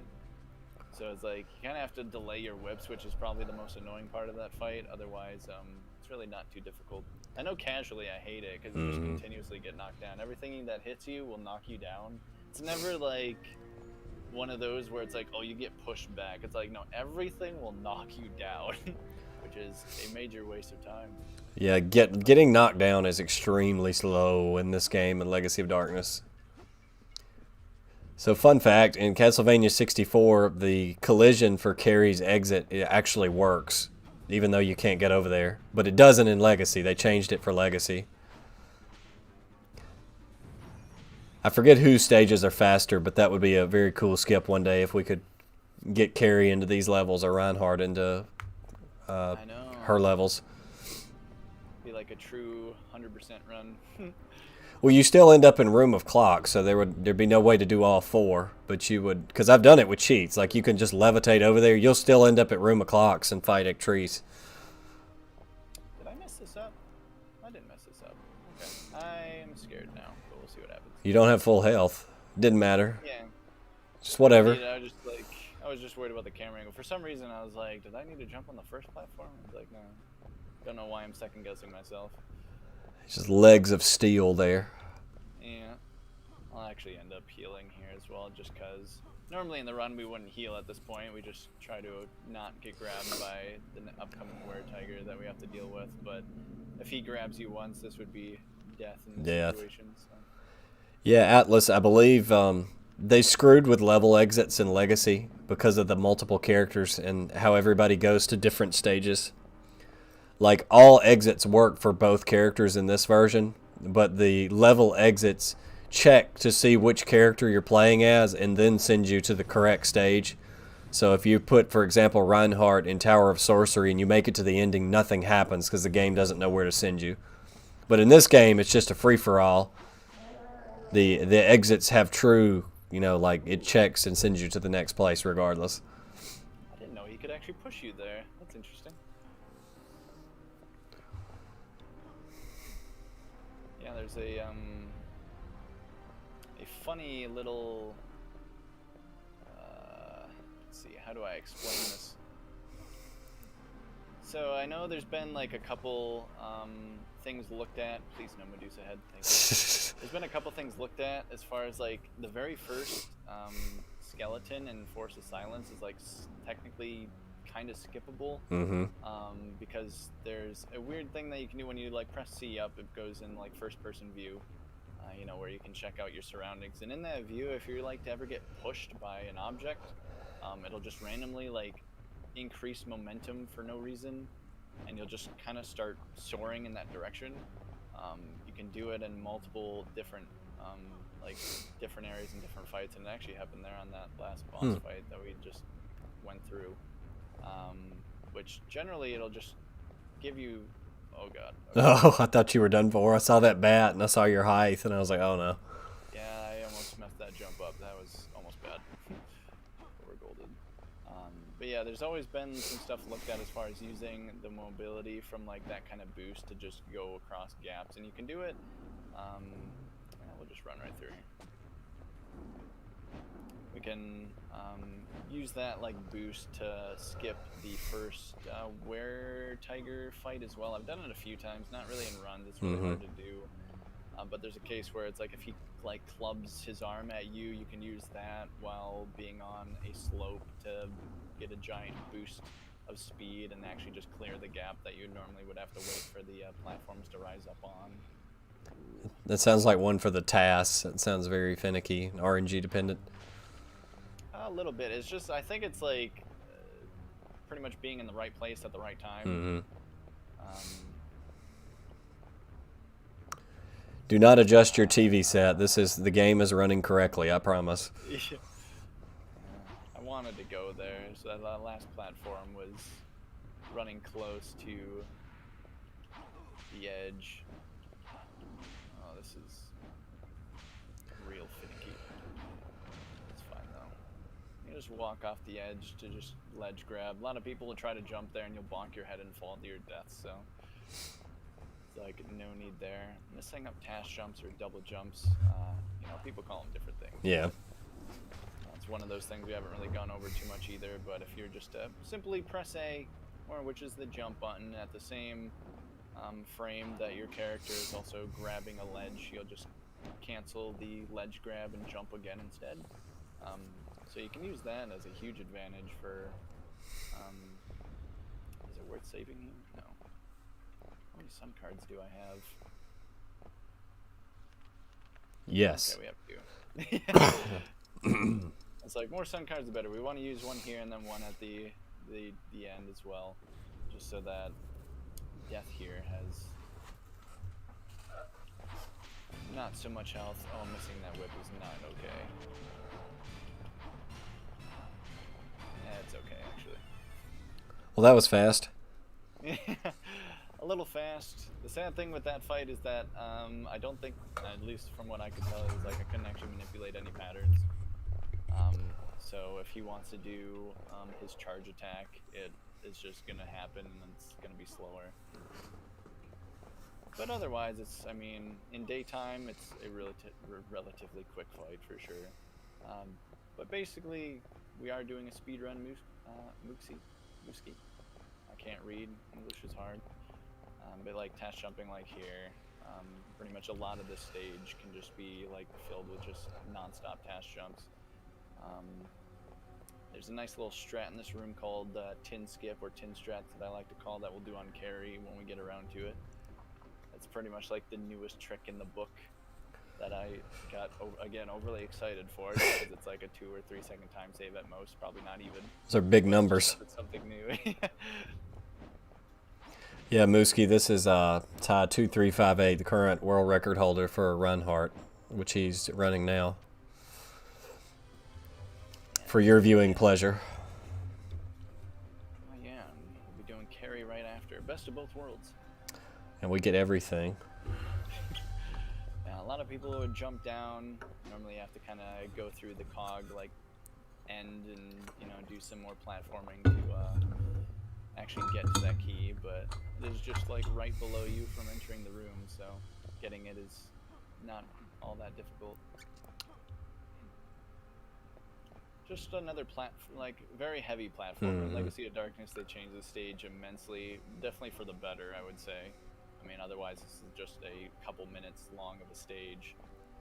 They did make it longer. I don't know if I'd necessarily agree with better. I find it to be a chore, because it's just like more of the same, but just to waste your time, essentially. Yeah, you're not wrong. I know in the speedrun as well, it's kind of a pain in the speedrun. A lot of the jumps done in there are pretty tight. The worst room of the Legacy version is the room where you just have to get on the ledge and like sidle back and forth across the flames, because it just takes so long. And I'm sure there's a speed way to do it, but more casual runs, that just takes forever.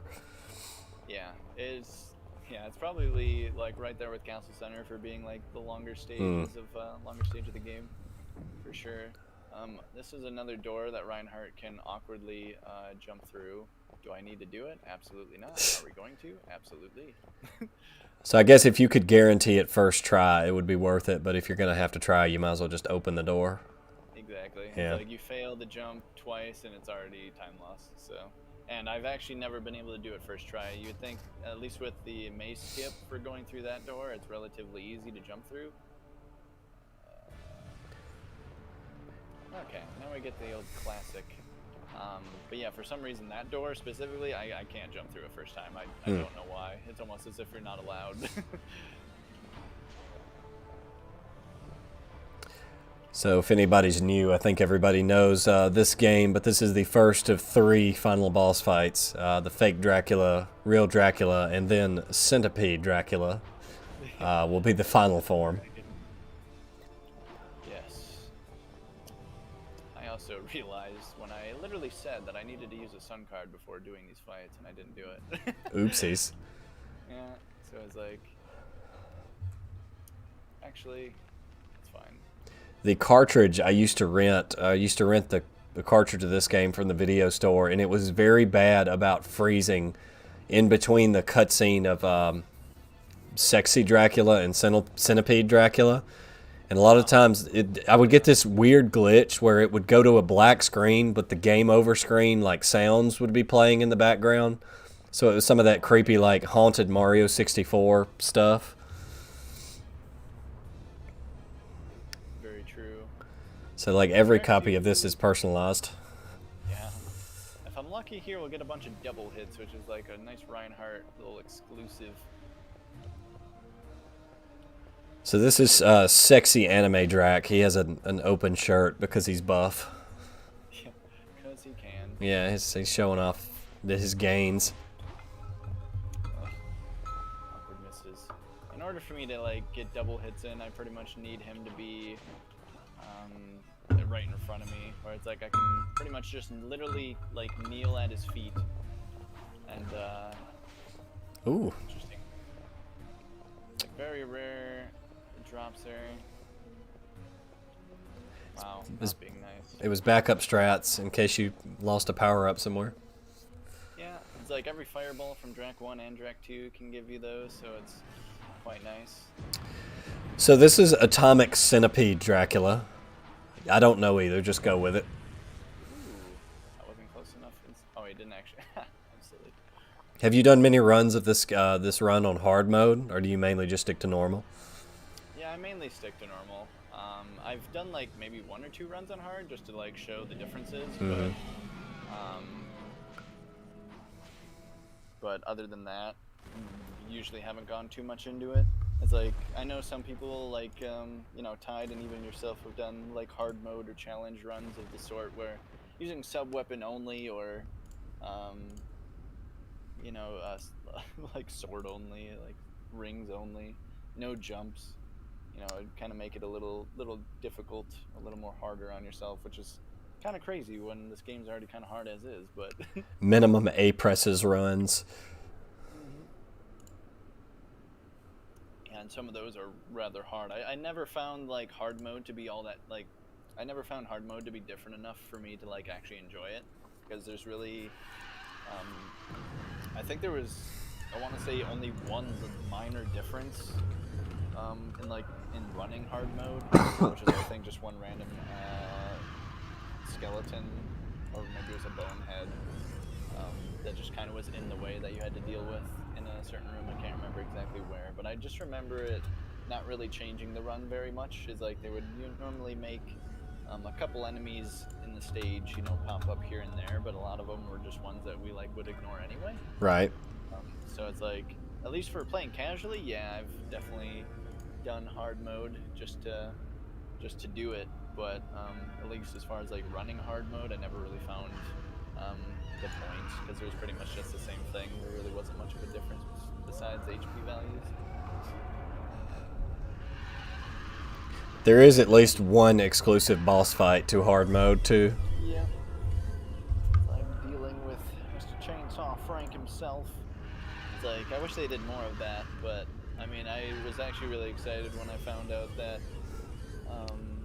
you know, making him a boss fight and as well in Legacy of Darkness, you know, being actually able to kill him gave me a lot of joy, because there's a fun story, is that this game gave me a terrible, like probably one of the worst nightmares I've ever received ever in my life, where for some reason as a kid I was always able to pretty much manipulate my dreams. Like there would always be a point in the dream where I realized that I'm kind of in control. And I remember having dreams of even stuff like death, like where I would for some reason be in the middle of the ocean, kind of like what would be a good example, kind of like it's like Water World or something out there on a boat in the ocean. Say the first what's the first level of Legacy of Darkness? Oh, the galleon or whatever, the ship. The ship. Yeah. I can't remember, for some reason I can't remember the exact name, but it was kind of like that, where there's water everywhere and just random wood that you can jump on to kind of get where you need to go. It was basically just like that. There was a bunch of planks in the middle of the ocean and then just a random building that I had to like jump over to by jumping across water. But eventually like death showed up out of nowhere and started chasing me while I was trying to jump into this house. And I was like, what the heck? But eventually after I was just speedy enough to get to the house, and I realized like as soon as I got in there, there was like a bunch of like glass containers that just like trophy holders as I would look at, and just completely random, not sure why. But eventually at that point I realized that I was in control. I was like, I'm gonna get a step up on this guy. And as soon as he like entered the door, I was able to like push him and throw him into one of the glass like walls there, and like watch it shatter. And then I immediately woke up afterwards and be like, heck yeah, that's a victory for me. It's like I had so many dreams like that, where I was always able to get in control to like actually like win a scary battle like that. But Chainsaw Frank was the only one that actually got the best of me. Pretty much having a dream where like it was just like a wedding or something, like go there and then everyone disappeared, and then while trying to find someone I just like turn a corner, and next thing you know there's literally just a chainsaw like going through the like my stomach, just like it, and it just felt like it went forever, and the next thing you know I'm like awake and I was like, that son of a gun. It's like that's why you don't play them dang video games before bed. Exactly, because it was like, I mean, the fact that you just couldn't kill him is like, it was so annoying, and just getting hit by a chainsaw is just not a enjoyable time. So yeah, I definitely had a dream like that, where I had like made a vow that I would keep playing this game and playing that maze stage specifically, so that I could just have another dream with him where I come out. Not this time. Yeah. And funny enough, it did happen probably like 8 years down the road or something. It's like, you know, you bring the gun to a chainsaw fight and the gun wins. Yeah, you didn't know you were going to get Ty talking about his lucid dreaming ability tonight, so yes. that's bonus. It doesn't cost you anything. Exactly. I don't know. It must be something about being children, because I was never really a lucid dreamer to that effect. But what I could do, true story, kid you not, when I was a kid, I used to could realize I was dreaming and wake myself up because I used to have like nightmares fairly often. And so what I would do is like, this is a dream, poof, I'm awake. I don't have to deal with whatever crazy thing is going to happen. Then one morning, all right, true story, one morning I have a dream that's it's like, oh, here we go again, need to get out of this one. And this classmate of mine from school shows up, except his face is all twisted and he starts laughing and he goes, you can't wake up from this one. And, you know, I was like, that's bad. And I was trying to wake up and couldn't. Eventually did. And from that day on, I've never been able to make myself wake up from a dream ever since I had that one. So, I don't know. That's very creepy. Interesting. That would creep me out. So, I don't know what the deal is. Maybe I just have to believe in myself and the heart of the cards or something. But Exactly. You can't let the enemy psych you out. They're just playing mind games. yeah, it's something like that. I don't know. But that was really creepy. And I used to have dreams about games all the time, especially whatever, you know, one I was obsessed with at the moment. I think I had a few Mystical Ninja ones with Goemon and the boys growing up, that kind of stuff. Ocarina of Time, the Redeads, gave me a few nightmares because that was pretty scary. Yeah, those were scary at the time. I'm surprised I didn't get any because I was like really invested in those. Mm-hmm. I had friends that were really into them, and it's like I was watching them. I was like, "Wow, this is actually really good horror." Like, whoever made like this is just mad props because this is actually very scary. I was like, I didn't have any bad dreams about that, thank God. But Yeah, I was. yeah, there's a lot of things that can just pop up, and I was like, I'm kind of in the same boat where you are. Like, I feel like I can't wake up from my dreams nowadays. I'm definitely not as aware. I'm not sure when that changed, but it definitely did at some point. Well, after hearing you say that, I'm convinced it has something to do with being a child. There's just something you, I don't know, lose when you transition into adulthood. I don't know what it is, especially having children of my own now, and just the way they approach the world is fascinating. Because, you know, there's dumb little kids, like they'll kill themselves if you let them. But sometimes, you know, you'll ask them a question or you'll say something or, you know, you'll be sad about something. And then they'll just hit you with this insanely deep, like, insight into it. And I'm not talking about, like, people that get on Twitter and be like, oh, my 5-year-old solved the Pythagorean theorem. No, just they have these matter-of-fact statements about life from time to time that's like, dang, how did I lose the ability to look at life that way? But neither here nor there, I guess. Yeah, I agree. It's like I'm like curious now. I want to like revisit my dreams and try to like be back in control because I just kind of realized that seems very true. But I feel like you should never forget something that you had already learned. But yeah, it kind of seems to be the case. Yeah, the only luck I ever had with influencing dreams was like, if let's say I was having a dream and I woke up and it was maybe, you know, 6 or 7, like early enough, I'm still going to go back to sleep. If I could make myself immediately go back to sleep while thinking of it, I could almost kind of pick it up where it left, but I could influence it in some way, but not often. Yeah, I'm the same boat, for sure. Well, I guess we have to start a lucid dreaming channel in the Castlevania 64 speedrunning. Yeah, I need proper studies and testing of this and really see what's up. Obviously, it's probably a YouTube video that'll pop up on my recommended soon enough. Got nightmare any percent runs. It's like I could see it. Interesting stuff. There was something I was actually going to bring up in the credits here, but I think I forgot it. There was the voice actor for Malice, who ends up actually being real Dracula. Spoilers! Yeah, we didn't talk too much about the story, what was kind of going on. But long story short, it's like we ran into Rosa in the Rosa room, found out that she was a vampire, but ended up being like a decent vampire. Somehow ended up breaking the curse at the end of the story to actually come back and actually have a romantic relations with Reinhardt. Despite having known each other for all of like, what, 2-3 days, depending on how fast you beat the game? Yeah. I don't know. There's some experiences like you just can't share with anybody else, right? Like, nobody's going to understand that. Yeah, Malice's name is like, I call him Gerald just because his last name is like Gjerd. I think it's just Gerd, or maybe... I didn't know he had a last name. I thought he was just Malus, or Malice. Well, his voice actor. Oh, I got you. The voice actor. Yeah, it's like I think his name is Gerald Gerd, but I just call him Gerald just to like, just to make sure that the G and the J, you know, both get their sounds. One of the guys from the Discord got in touch with the guy that voiced Reinhardt, if I remember correctly.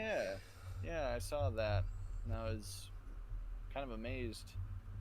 You know, it's No, go ahead. I said we kind of see these people as legends, but more often than not, for these little roles, these people just, you know, it's just something I did 20 years ago. They don't even think about it. But count me down. I've actually got the timer up this time, so we'll actually time this one. I should have timed it, so whenever you want me to start, I will. Oh God, now we got pressure. Yeah, we're gonna put the pressure on you because this is the carry one, right? This is the big one. Yeah. Here's the big one, but it's also the most difficult, where I expect to lose a lot of time because of certain tricks. So we'll definitely throw everything in the book. Well, I shouldn't say everything, because there's definitely, and that's probably something we can talk about afterwards as well, where there's like been tricks that have kind of become obsolete or just not worth it. Mm-hmm. I'll actually talk about one of them that's literally like a half a second time save that I definitely could do and have done in the past, but no longer do, that now only Drewski does. But there's always been tricks that have, like, we start doing it and then just kind of don't do it because it's either too risky or just not really not worth it. Yeah. But yeah, we'll definitely do carry. I'll give you a countdown All as right. well, just to make it easy. 5, 4, 3, 2, 1, go. All right, we're going until I press the space bar and screw it up. So I'll try to keep my hands off. I'll just answer with my voice for this next little bit. So you can already kind of tell Carrie already like has mad hops, jumping a lot higher than Reinhardt ever could. Hopefully I don't mess up the RNG this time. Let's see, you went with the Maria Renard costume. I'm sure there's some RNG behind that. There isn't, from what I know. The only reason why I do it is for the mace skip that she does. She has a bow in her hair, and having that visual helps me do that trick a lot easier. Interesting. I didn't know that. Yeah, if I use the original costume, I really struggle with it. It's kind of sad they took this costume out of Legacy for whatever reason and put in the other very generic one and just her default. Yeah, I was kind of in the same boat. I mean, there's some things like I don't mind the costumes in Legacy. In fact, some of them are an upgrade, and some of them I just kind of look at it as like, is that really necessary? For the beta lover that I am, I really love the fact that Cornell's alternate is like his original model that they were going to use pre-release. That was kind of neat. Yeah, oh definitely. It's got like the leg iron and stuff back from when he was supposed to be a prisoner. Thank God that skeleton died. That's another reason why I really like carry runs. It's just because you have this magical orb that's just a heat-seeking missile that just finds its way to the enemy like it's nothing. Yeah, don't forget your Rosa setup. I'll remind you. I'm not gonna mess this up this time. Like, even though I am using the moon card rather early, I'll be confident. It's like I'd have to royally mess up left tower skip, which even if I do, then I'd have to mess up dog skip and the vampire skip and villa as well. That's assuming that my movement in general is okay. Do not want to get hit by the bat, but same thing here. It's like, you can kind of see like the little area where he would jump off after jumping, and kind of have the camera pan away, make it a little difficult to see there, but it makes sense that where he like kind of walks, he just goes in a line that'll just drop him off the edge. He's a little bit of a beefy boy, so he can't make that that platform gorge there. He can't do it. Exactly. And the same slope jump that applies here with Reinhardt is no different. Hoping for more and more jewels, because more the merrier. I guess I've hit the big time because I have a spammer in the chat. I guess I gotta get rid of that. Wonderful. Hey. Spamming X-rated stuff. That's wonderful. Riven Mike, are you here? Can you ban that idiot? Oh my gosh.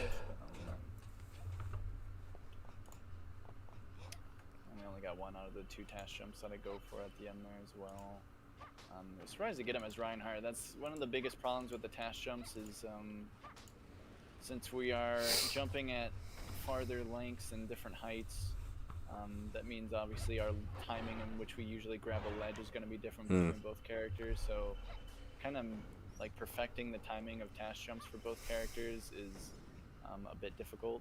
Like, so that's why I don't generally like to play both of them at the same time. Like, if I'm going to be practicing one character, it's going to be one or the other, not both at the same time. I find that to be a very bad idea. Some people do that, and, you know, to each their own. I just definitely know that I don't like to get in the mentality of, like, oh, this is where I should be pressing A when I shouldn't be, just because I get used to it. But yeah, right here to the right, there's a slope that Drewski now kind of jumps into, where you can actually do another slope jump, much like the other slope jumps. Oh, I need that power up. I had no idea that rock was bombable. I had no idea. I learned something. Like normally I try to snipe it with an orb and then slide into it to break it. I don't really know why I used a holy water. It's kind of a waste, but it also just insta breaks it. So I guess that was kind of the main reason, just to guarantee that it doesn't slow me down that much.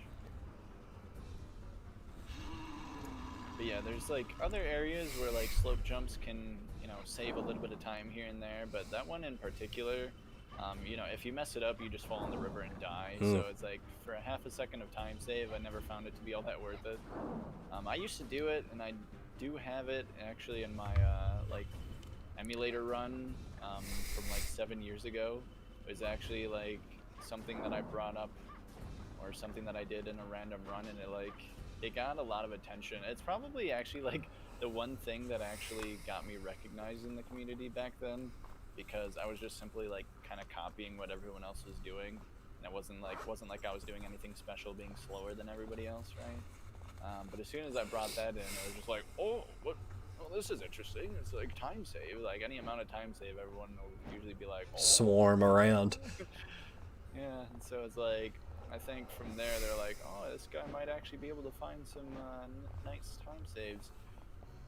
I think everybody starts out like that, or at least I was. Like, I'm going to go this alone, and I'm just going to go and be the fastest. And then eventually you hit a point where you realize, like, I don't know what I don't know. I have to go and look stuff up. Yeah, pretty much. Pretty much. So same strat, ideally, for both Reinhardt and Carry. I honestly find this to be, like, the hardest boss fight in the game. Really? Personally. I think so, considering that it's like, it just seems like their HP is super high, and when you're running around, it's pretty easy to get hit. You kind of have to always be mobile, but it's also really, like, if you don't have any healing, it's really easy to just continuously take flame damage and have a bad time. But yeah, so carries, instead of back hopping in the corner, we just have a very, what I would call an easy setup, where like we're shimming over a couple times, doing a side hop, and then just adjusting a joystick accordingly. No, wow, that's not good. Oof. I was worried about that. And that's what it looks like when you don't do it. Say la vie.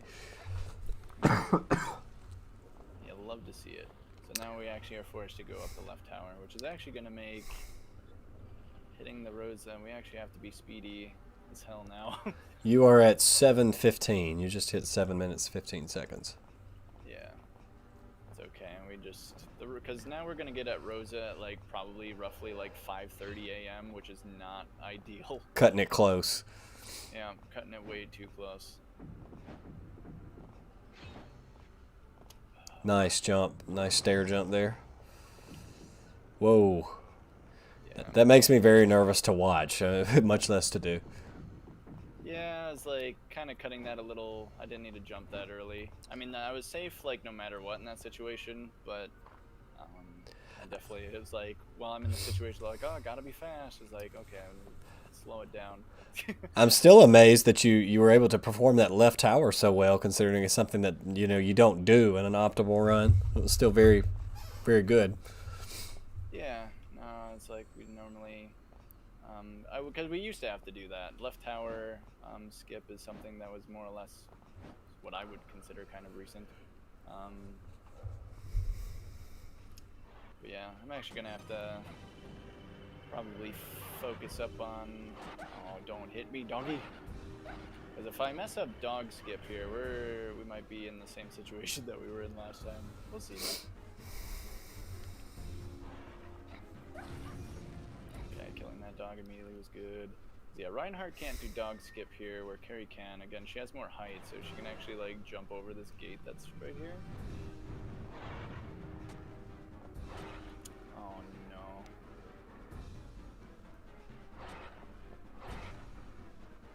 I need to not get knocked down. Hey.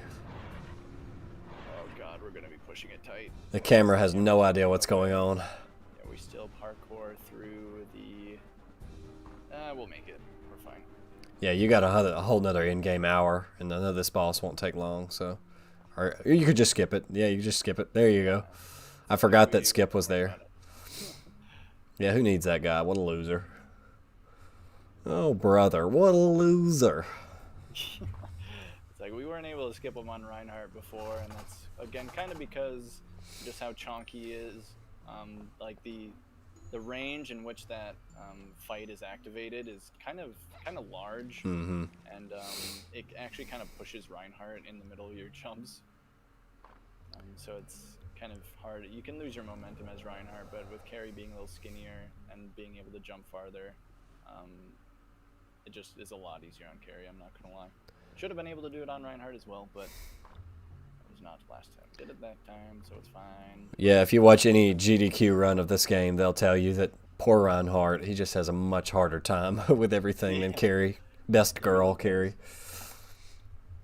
I mean, when you have like a whip that's kind of wonky and... Oh, okay. Actually would have been fine. Even if we grab that axe, there's a holy water in the next room, so it doesn't ever lose that much time, but I always hate to see it. The only reason we grab an item from that vampire at all is because you actually have to wait a little bit in order to open the door anyway, so kind of have free time to just grab an item from him, hope that it's a jewel, and then go. But yeah, there's a lot of tricks. Christian F23, one of the OG, I would guess say runners and glitch finders, also found a really nice time save that I've been trying to implement into runs for so long. It has to do with this door, where sometimes if you align to a door like very correctly, like pixel perfect, you'll actually like go through the door but not actually go all the way into the room to where the door won't actually close behind you because you haven't moved far enough forward. And there's basically we just call it a door glitch at the time, and we're actually going to do a door glitch once we're in Castle Center, where the game only loads one room at a time, and then when you go in from one area to another, it'll unload the previous room that you were in,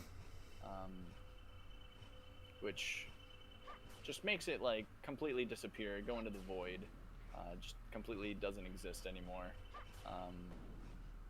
This is Carrie's version of the mace skip as well, but yeah, we'll talk a bit more about that trick once we get to it. But yeah, the bow on her hair here, I can line it up with basically a black notch on the wall there, and I use that as my visual cue to clip out of bounds there. Excellent clip. On top of you, pushes you out, and then you're golden to actually stand on this for whatever reason.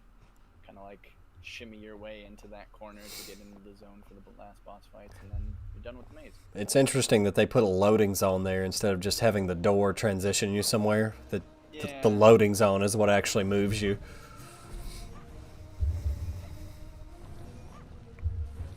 Yeah, it's rather interesting. We're not going to miss this vampire this time, hopefully. Yeah, perfect. There we go.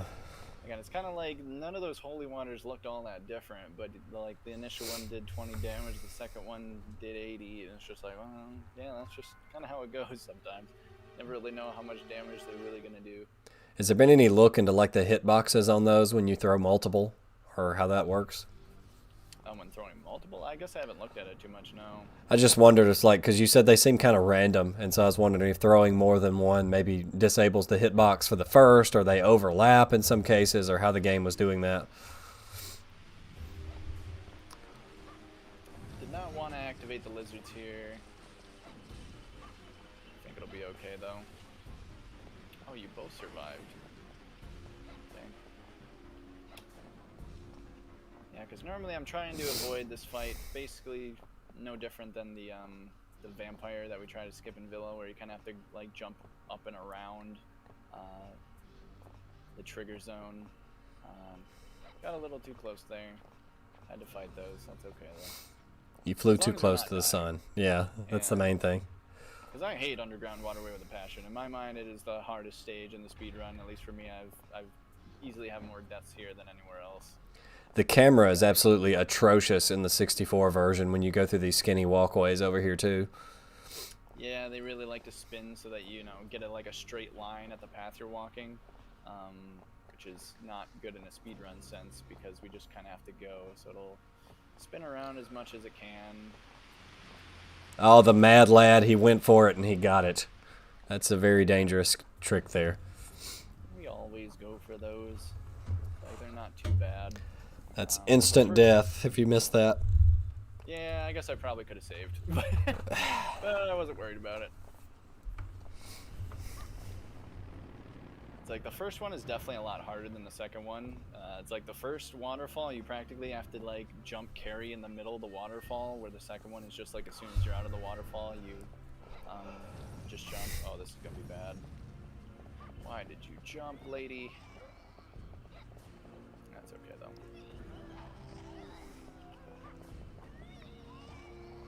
Yeah, normally I want the bat lady to run down to me, but she keeps going to the corner.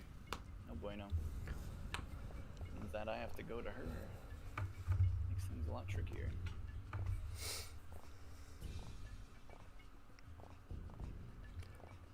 Yeah, it was kind of sad not to get the first, waterfall there, but honestly, we're going up to that door glitch here, and what we just call early library now, which pretty much skips like a third of the level, if not more. Yeah, I'm excited to see the early library pulled off live. It will probably take over 10 tries. I mean, fair warning, it's literally one of those things when I come back to the game, it's either... Oh no, I couldn't hear. I'll pick up. Had to despawn them basically a second time. Yeah, it's like it could go one of two ways. It's either we get it quickly or we don't. I know I did like a couple runs this morning, and I think the first run I did, it was like 10th try, and then the run after was second try. So it really just seems kind of hit or miss. I feel pretty confident in it, I think, just because once you kind of get the hands warmed up, kind of get a good feel for it. There's definitely different ways of going about it as well. This lizard man that also gives us the key, I'm hoping he can give us the nice pattern so we can do a little text box skip. But it's pretty much like a 1 in 10 chance, so we probably won't get it. This is what I would call a newer trick. Ty may disagree, but I remember when this was found. This was a pretty big deal. Oh, this is definitely absolutely one of the newer tricks, even though it was years ago, but it's just... In the grand scheme of CV64, it's... Save, and then we gotta do the trick. I'm not grabbing nitro here. Yeah, I forgot you had to do manipulation here, so when I saw the screen go blue, I was like, oh no. Yeah, so we were able, like, again, through Narcissa, like, watching to see what changes RNG. Like, items flicker, like, every 3 seconds, and that is one of the things that changes RNG. So we have to keep in mind of, like, that, as well as shooting orbs here to change RNG again, to manipulate the lizard to go there, shoot it again, to make him go straight to the door, where, again, in the situation that I was kind of talking that happened in the Reinhardt run, where if you're kind of looking in first-person view while someone's in your area, they will push you. And luckily, because of that pillar, we get stopped, but because we tried to actually go through the room, the door is open. Close. And again, once you go through one area to the next, the previous area unloads.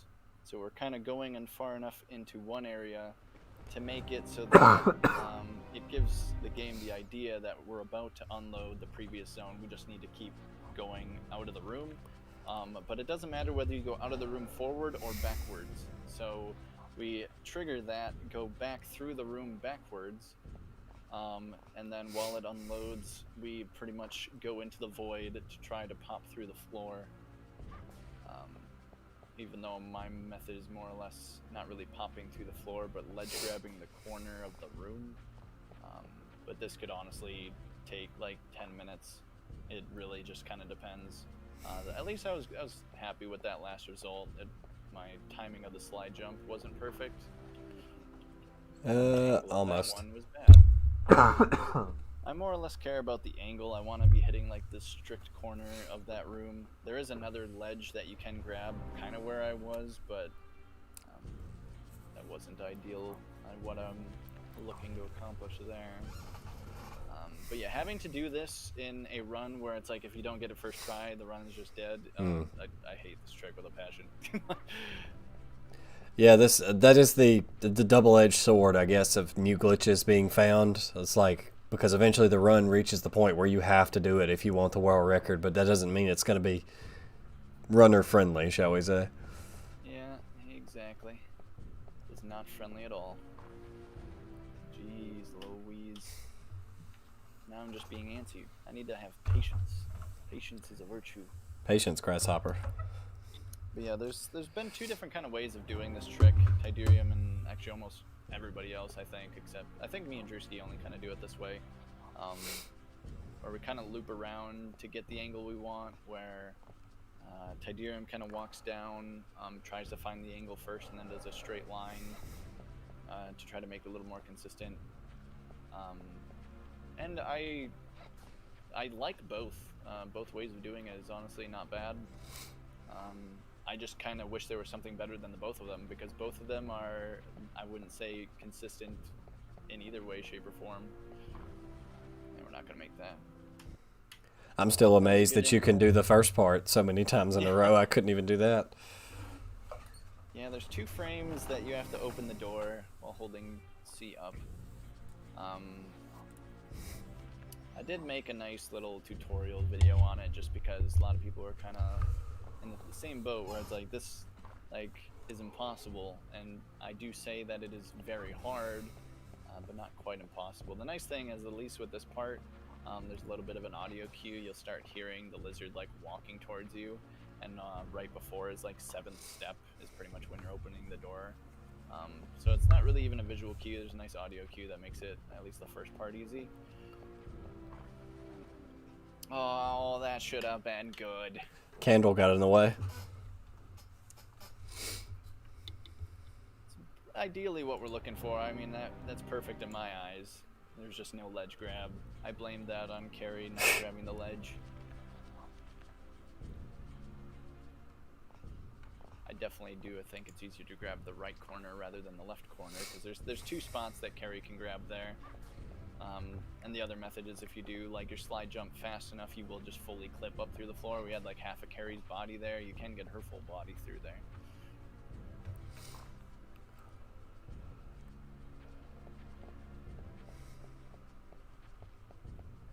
Did you discover this trick, or was this someone else? This was mainly Narcissa. Okay. Winglebird originally found this trick kind of first, calling it like a TAS only. Because through the levitation sheet, you can instantly make a door glitch happen. Because you just open a door and instantly start levitating, and then you won't go through the room because you're hitting the ceiling. So because you're still close enough to the door where you can kind of manipulate what's like loading and unloading, he was able to at least find out that if you were able to do a door glitch with the lizard, you could get into early library early. And this is what happens when you open the door a frame too early. We might be here a while, woohoo! But yeah, Winglebird eventually found that, where it's like, if you were to get a door glitch, you could then get into early library early. That was kind of the first thing. That was just kind of like a TAS only thing that he brought out, and then Narcissa went into it a lot harder, looking at the patterns that the lizard runs at.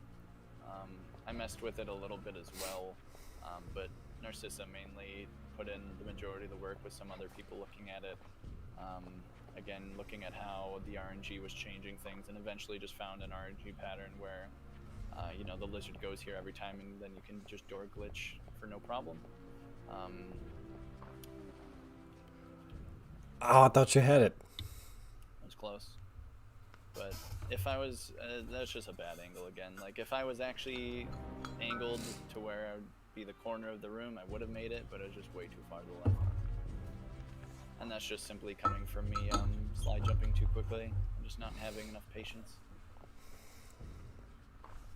Because at least with the ledge grab, you can kind of like adjust midair to get the ledge grab. Because it is real finicky. I'm not saying it's like that entire ledge is grabbable. It's like 2 pixels that you're kind of looking to grab, which is not necessarily a fun time. No, that's not what you would consider normal jumping grab in this game, for casual play at least. Yeah. So I don't know, what was that, 10 tries, something like that? That's what you called it. You said about 10 tries. Usually can be kind of how it goes. Oops. First you don't succeed, keep trying till you get it. That's what I say about this test jump. Just like brute force your way into it. Yeah. It's also, again, like, I don't know, I'd say how you get used to or get good at doing task jumps. Like, you just gotta fail them and then do them. Takes the practice. But it's like, that one's, I don't know, I find that task jump to be like rather difficult for me to do for some reason, so I'm always, if I fail it, I just keep doing it until I get it, because my brain can't wrap around the fact that it's like not normal, like a lot of other jumps. It's the principle. Yeah. That's the problem, is when certain platforms are at different heights, then, you know, the ledge grab is going to be at a different time, and figuring out those timings can be rather difficult, especially when I just I simply time it out, press A once when I believe that frame is there. Where pretty much every other player that I know, I don't think anyone else does it that way. Everyone else will just button mash to hit that frame, which honestly works a lot of the time. Like some very good button mashers, you know, Tydirium is really, really good at task jumps, and that's almost strictly, I should have saved before this. That's fine. YOLO. So this is the second part of getting through the library here, where we have to do another frame perfect slide jump. Come on, I'm being scared. Yeah, I can imagine the excitement doing early library and then realizing, oh, we have to get out too. We can't just... Yeah, there's kind of a two-parter. The second part really isn't that bad.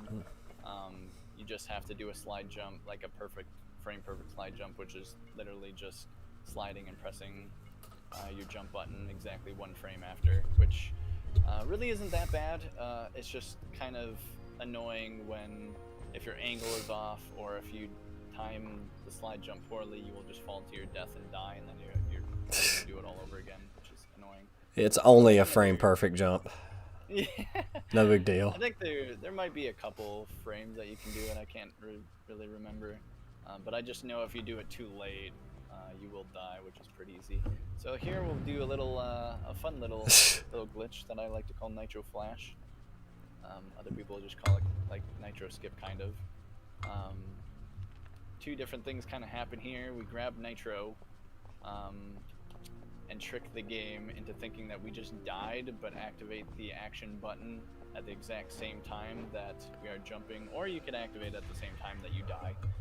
So you're activating the Nitro text box while also being dead, but because after you go through the text box hitting A a bunch of times, you pretty much are again asked, like, do you want to pick up Nitro, and you say yes, then the game realizes that you have Nitro in your inventory, so you can't technically be dead if Nitro's still in your inventory, right? Right. So you blow up, but the game then realizes that you still have Nitro, so you can't possibly be dead, and it goes into a state of panic, and instead of actually dying, you actually get invincibility frames, or you just become invincible until the next loading zone, which is where we are now. But that entire area that I was jumping through, I'm jumping while having Nitro, and I could literally eat spikes, and you'll see blood splatter all over. I just take no damage.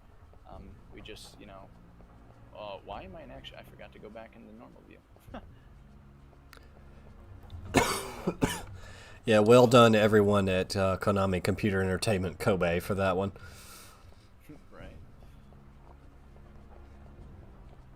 It's always fun when you hear speedrunners say the game has no idea what to do, so it just does something. Yeah, but that Nitro Flash is literally as easy as just pressing, what is it, C right and Action button, at the yeah. exact same time. You literally press both of them at the same time. Very easy to do, actually. A lot of people didn't know that was how the trick was done. A lot of people thought it was just you have to jump and then press the action button as soon as you would land on the floor, the same frame that you blow up, which also works.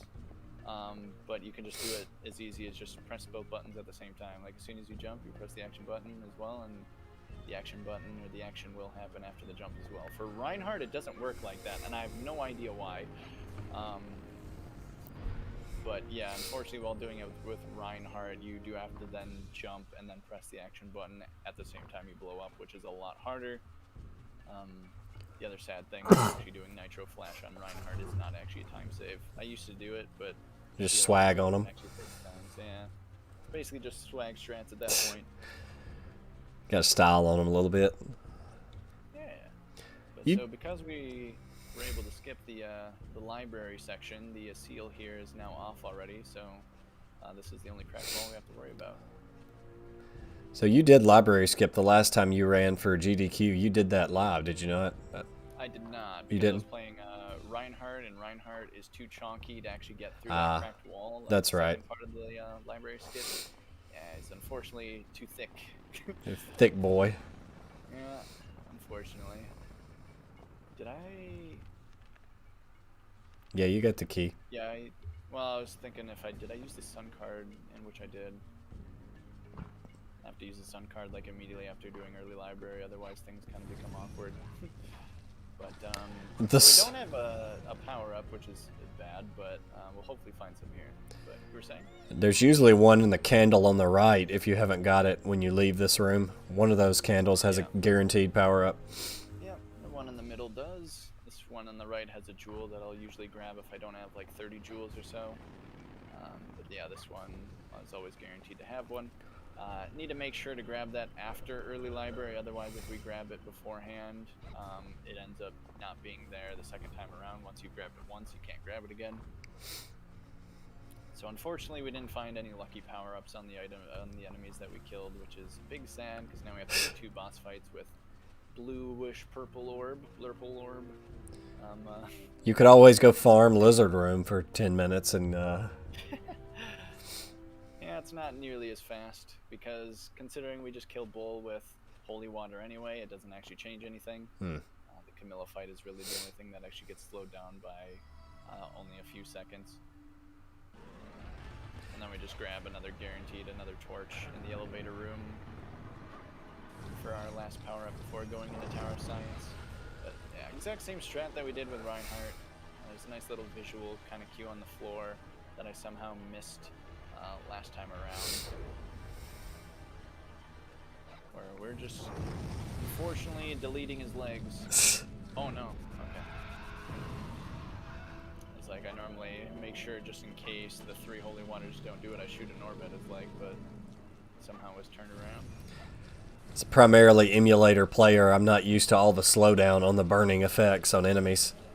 Yeah, I mean, I probably should have showed it off a little bit there, just how slow it really makes the game.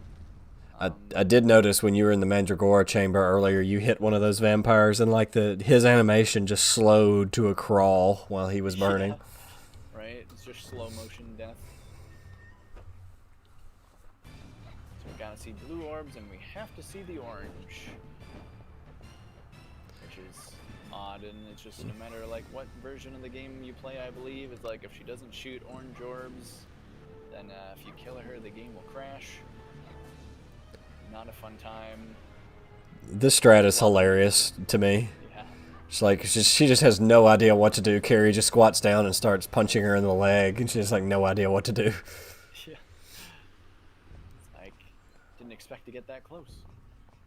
Usually what I do for Reinhardt on this level with Rosa in Legacy of Darkness is just spam. I just get on the staircase where she can't hit you and spam level 3 axe and just delete Rosa from existence.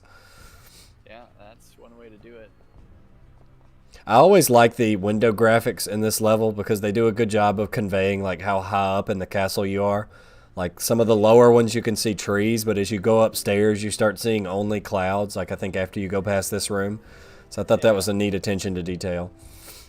Yeah, there's another blood monster boss that we ended up going past as well. That was like one of everybody's favorite like boss fights, if you want to call it that, of the game. But we don't want to drop the frame rate, so we'll just avoid him. Late box. So this is what I just consider Tower of RNG. All the boxes come out at kind of random times. The lasers are all RNG dependent and shoot different lasers. We'll just wait. I could have went right there, but that would have been really ballsy. So you kind of have to just get lucky in this room, and I hate it. Just kind of how it is. I'm actually going to play this I shouldn't play this safe, but I'm going to just play this insanely safe. Normally with a lot of these lasers, you don't have to go over all of them. You can go underneath them as well. At least with some of them. It's a little bit of a harder jump, but definitely doable.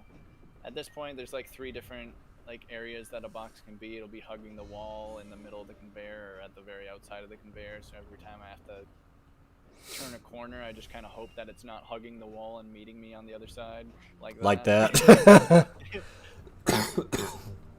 like, what can you do? That's just free time loss.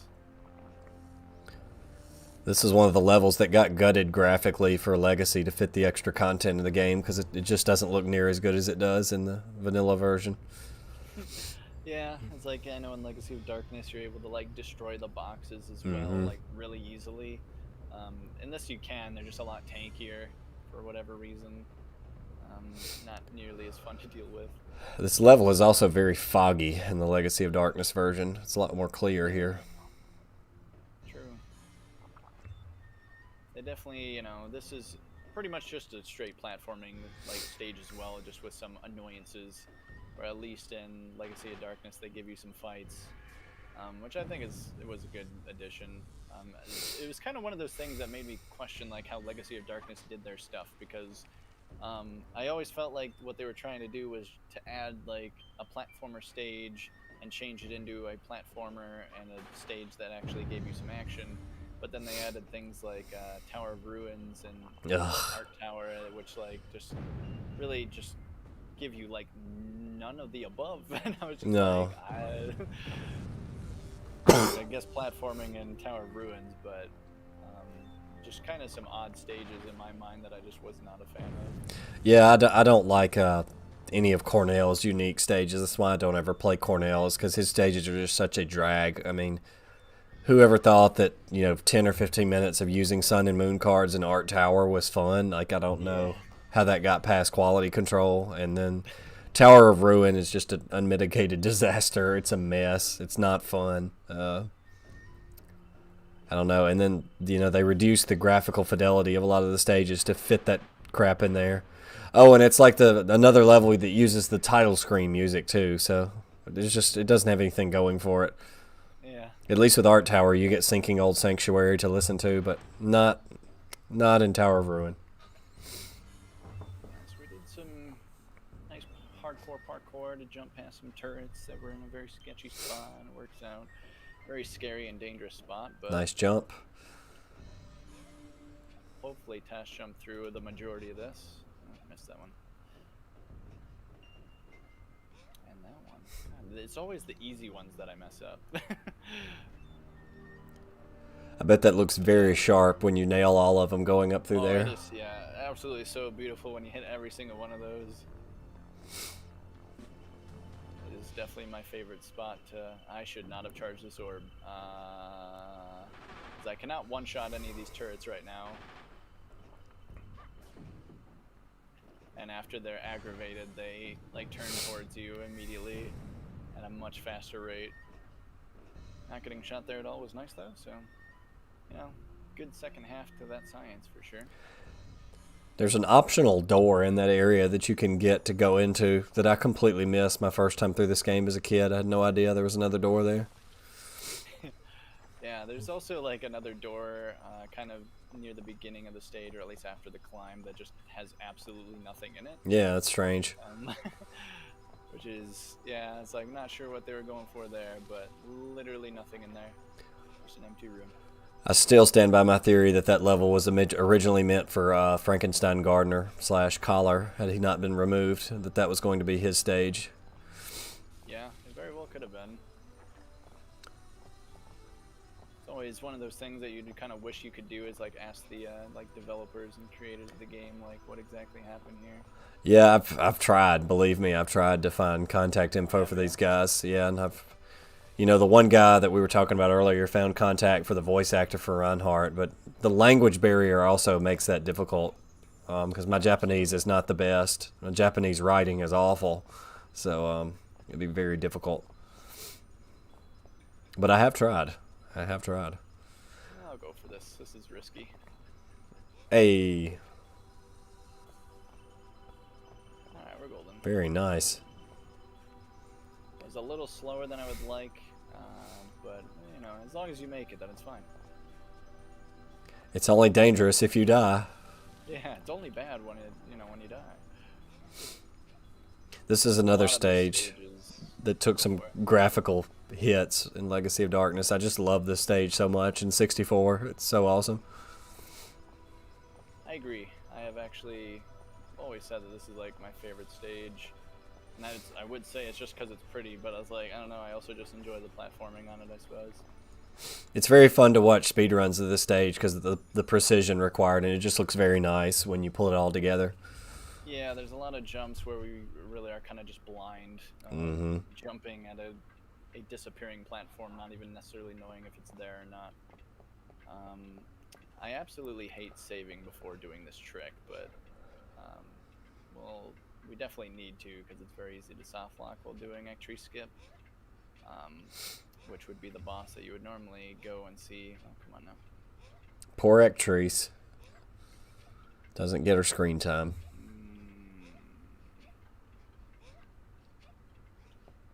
Okay, this is very problematic because now I have doomed the camera a little bit. I think we want it a little bit more to the right there. Please.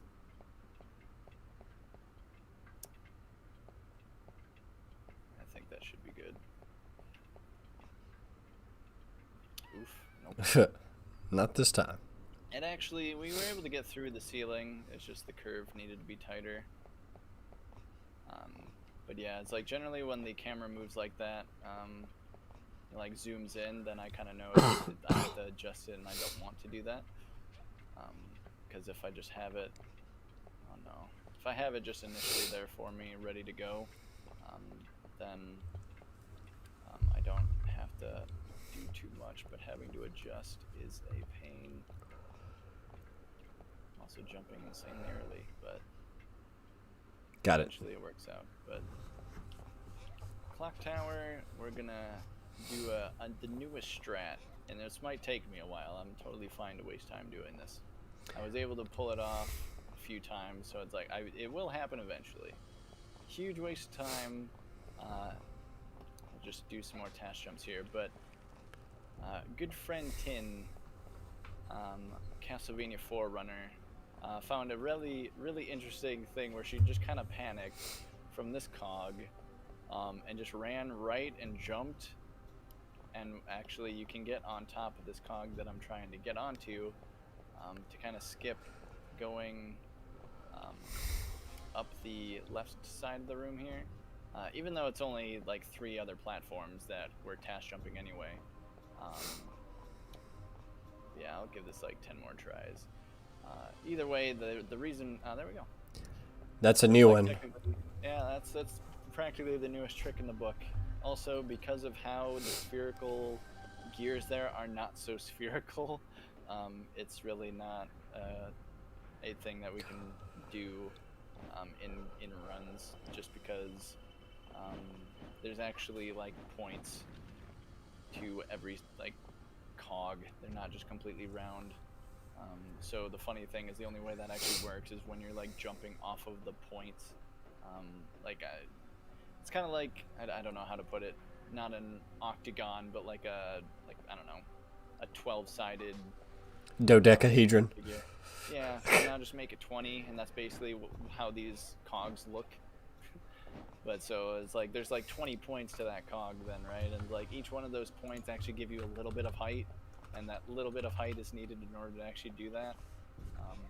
So it's having to try to time that and actually be on that like exact height when you're doing the jump and timing it correctly is like it's just asking for way too much for like a 1 second time save. I looked it up, by the way. A 20-sided figure is called icosagon, by the way. Icosagon? Yeah. Just for everybody's knowledge enrichment there. Sweet. Coming in right now at 43 minutes, which is amazing for an exhibition run with all sorts of fun things in it. Yeah, true. I mean, we'll maybe be able to pull a sub 50. Real question. I wish I would have practiced the RNG manipulation for this, because messing up Tree Skip means we do not have our power-ups, and we really can't gather any more free ones here at this point. But there is an RNG manip that can be done again while fighting Drac to make sure that he shoots fireballs 2 times, and as long as you time your swipes correctly, then you will get power-ups from them. I guess I'll try it. It's so much easier on Reinhardt. I'm almost certain this won't work, and then at that point I'll probably just grind for a blue orb and then move on with blue orb. It's probably a lot more entertaining if I just keep orange orb, because then the fight actually becomes hard. But dance for our enjoyment. Right. So it's normally a situation like having... Okay, we already messed it up. It's like we did get fireballs, but we don't want him behind the coffin. We want him pretty much out in the open so that we can actually hit the fireballs. But yeah, from here I'm just gonna wait for... We'll actually just wait for 1 fireball attack. I'll give it 1 shot just for 1 power-up. Nice. Well, we're lucky. I need it though. Oh no. He's gonna hit you with the suck. Try. We're golden though. Okay, now we can just do this fight as normal. Mainly, the real issue is just Drac 3 or Centipede Dracula that ends up being really hard with Orange Orb, because we can kind of just, much like the Camilla fight, we can just kind of go in and not worry, and he won't really know how to deal with us when we're up close and personal. So it works out, where he's then like, I'm just the loyal servant. It's like, Nani? お前はもう死んでいる. Nothing personnel, Dracula. Yeah. God, I've seen some people. The other thing is like the camera, like here, for example, is really awkward. You know, curves around at a weird spot where it's like I've actually seen people jump off the stairs when I've done it. Speedrun, and it's like that is brutal. The jumping is kind of weird in this game in that section too, with those platforms that's like changing because they're falling down as you're jumping. And so there's some shenanigans that goes on with like your jump and your movement and XY position, all that. Yeah, so this fight I'm using an audio cue. Thank God I didn't turn the volume down too much. But again, he goes in 4 corners, and I want him to be as close to me as possible. And if he's below me, I can at least hear if he's to the right or left of me if you listen close enough. So I can at least hear where he is, even though I might not be able to see him. Works out pretty well. So yeah, normally with a green orb, he'll spawn dragons here, but that shockwave does not hit you for whatever reason. And then he'd be dead at this point. We just have to shoot an orb there, and then it's just going to require us just to walk in to finish it. Time there. Hopefully that was sub 50, I would imagine it was. It was 4752.03 on that one. Yeah, that sounds about right after doing like early library, like 10 tries. Missing the worst part about early library and why it has to be first try is because every time you mess it up, it's a 45-second time loss, which is hefty. yeah, we lost practically like the 8 minutes from that, and then 2 minutes from not having power-ups for the last fights, but not bad. Other than that, like we missed left tower skip, but other than that, everything else went fine. Not a bad run at all for a de-rusting sort of thing. Yeah, absolutely. It's like I haven't played. Again, I haven't really played this since GDQ, which was back in early July. Been a hot minute, but I don't know. That was the one thing I was kind of surprised at. Like even when I started practicing for GDQ, because I normally talk about how I normally will take such a big break from Castlevania and maybe just come back to it in like October, and the rest of the month is a lot of Shining Force. But when I actually came back to Castlevania in like June or April or May rather, we actually ended up getting a carry PB like just within 3 days, and I was like, well, I guess no D-Rush needed, and it's like really gave me a pretty big confident booster. I don't know. And it's like even At your level, it probably becomes muscle memory at some point. It's like riding a bike. You don't forget it. Exactly. I usually just say everything when I play it, I'm usually just on like strictly on autopilot. Which is why some people think that I'm good at talking and playing at the same time, and it's like usually I disagree, at least when I'm focusing and talking at the same time. But again, yeah, normally I just feel like there's an autopilot playing for me, and generally it's like it's definitely gotten to the point where there's only a couple things that I actually find to be difficult or things that I actually worry about, which is mainly just Underground Waterway and Early Library Skip. Everything else has been, I've just done it so much that it really has just become muscle memory and just having the knowledge of like how exactly it goes wrong, and like pretty much pixel perfect situations. Just it's like if you hit this pixel, you'll die. Anywhere in between, you're fine. And just kind of even having that knowledge alone is just like kind of a big game changer, I feel. And then lining the hair bow up where appropriate, of course. Yeah, it's like there's a lot of people that'll. I mean, I'm not sure what other people use for like a visual cue. Most people just know that if like, much like left tower skip, where it's like if you just put your joystick in like a perfect notch, on your controller, that you'll just kind of hit it. And some people just do it like that. But I find it to be a lot easier with a visual cue, personally. But a lot of people also kind of hate pink dress carry for whatever reason. It's not the OG, it's a Maria ripoff. It's like, it's not the original. You gotta stay true to the original. It's like, nope, I fully changed pink dress all the way. Yeah, spoiler alert, this game is an entire ripoff of Rondo and Blood. That's Rondo of Blood. That's exactly what they were going for with this game. A little bit. I definitely like Carrie's ending better than Reinhardt's. I think it's a better thematic ending to her story than Reinhardt just being like, "Hey, Rosa." Right? It's like, I mean, if it stayed true to the story, it's like she came to the castle to like avenge the family that had died due to this evil Dracula. Pays her farewells, to her mother's grave, and is like the sad but fair true story for the ending, where like Reinhardt's just like, all right, I'm victorious and now I get the babe that used to be a vampire and it doesn't make sense, but we're going with it. Yeah, they didn't really know what to do with Reinhardt there. Yeah, because he's just like the old, Belmont, that just has like, it's basically his job. So it's like, oh, what is a good ending? Just mission complete. And it's like game over.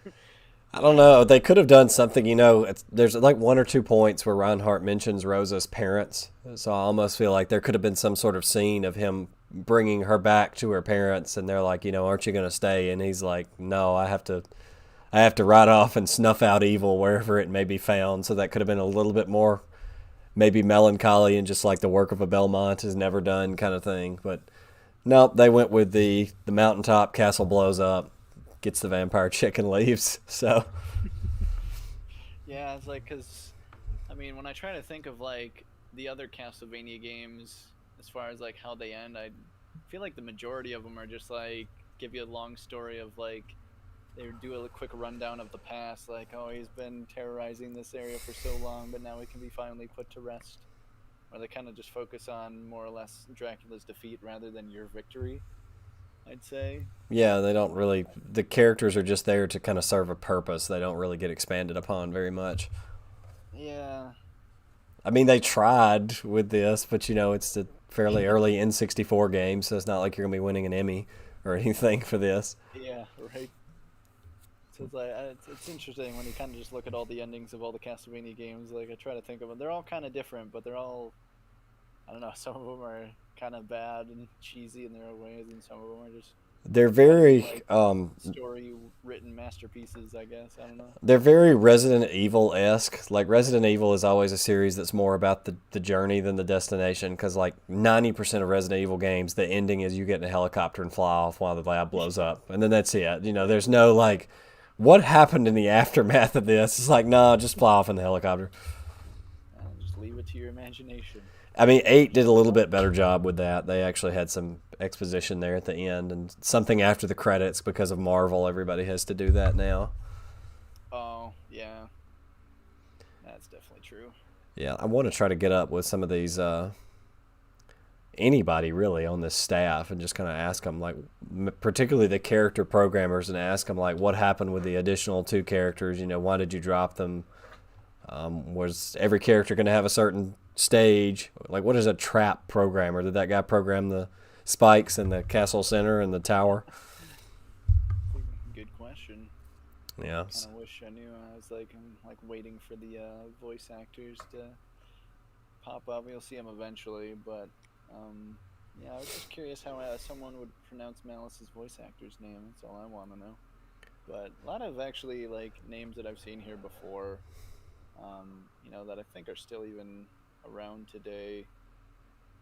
I've looked up a lot of these names just because I was like, I wonder what else they like work on, and usually between like Konami, another N64, a lot of N64 titles that had Rareware as a company behind their games usually produce really fun games that I enjoyed and have touched on running a little bit here and there. It's like, some certain individuals, like 1 or 2 people, can actually, I swear, just like make a game good just by being on the staff. It'll actually make that big of a difference. Yeah, you never know. The influence of an experienced person is going to turn that around. I don't know. I wonder what that guy that played the violin, I wonder what he's up to nowadays. Right. Now, here we go. Andrew Hankinson. That's the one we found. Bianca Allen. Harold. Yeah. Is it Jerd? I can't. That's a J, right? Harold That is a J, yes. Scott McCullough has passed away. He was the voice of Chris Redfield in PlayStation 1 Resident Evil. He's passed away. Oh, I didn't know that. Yeah, he's passed away, unfortunately, a few years back. Video Sun Mall Studio. I need to look them up. Let's see what they are. Yeah, so probably Gerald Jerd, but just because it seems so much like Gerald, I figured that's what I'm gonna call him. So I looked up Video Sun Mall, and so they did some editing for Baki the Grappler, which is an anime. I don't know if you've heard of that. Something called Boogie Pop Phantom. I don't know of it at all, no. Some Captain Tsubasa, I believe that's a soccer series they did, soccer anime. Silent Mobius, and then St. Luminous Mission High School. Mainly anime for TV they worked on, and then just for some reason they did some work for this game. Uh-oh. Strange, how bizarre. Is my voice cutting out? No, I can still hear you. Discord, what happened? Can you hear me?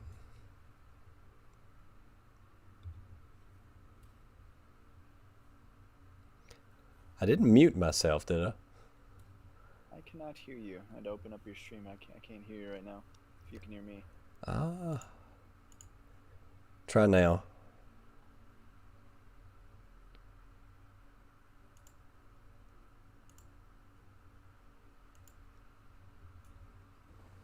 Not sure what could have happened there. I'm gonna try rejoining the channel real quick. Yeah, you may have to rejoin. Now experiencing technical difficulties. I hope you guys in the chat can still hear me. That's very bizarre. That yeah, microphone is still operating, so I think you guys can still hear. I think we just lost Tydirium.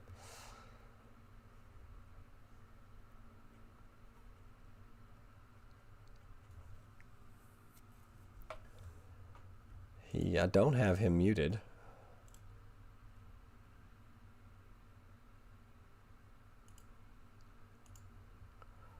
Wherefore art thou, Ty2358? You can't get the two mixed up. That's a bannable offense if you mix the two up.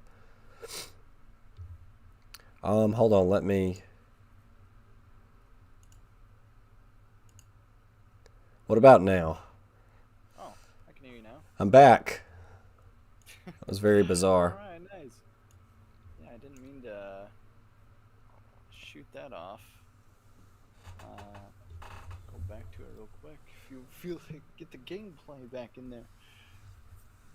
Yeah, just let me know when it's back and I'll zoom back. it in. Let's see. Live. Thanks, Discord. Watch stream. Oh, you unlock special item 2 and 3. Awesome. That's what I always wanted. Right? It's like, then you get... Yeah, we do have Schneider's costume and Carrie's costume in the player select.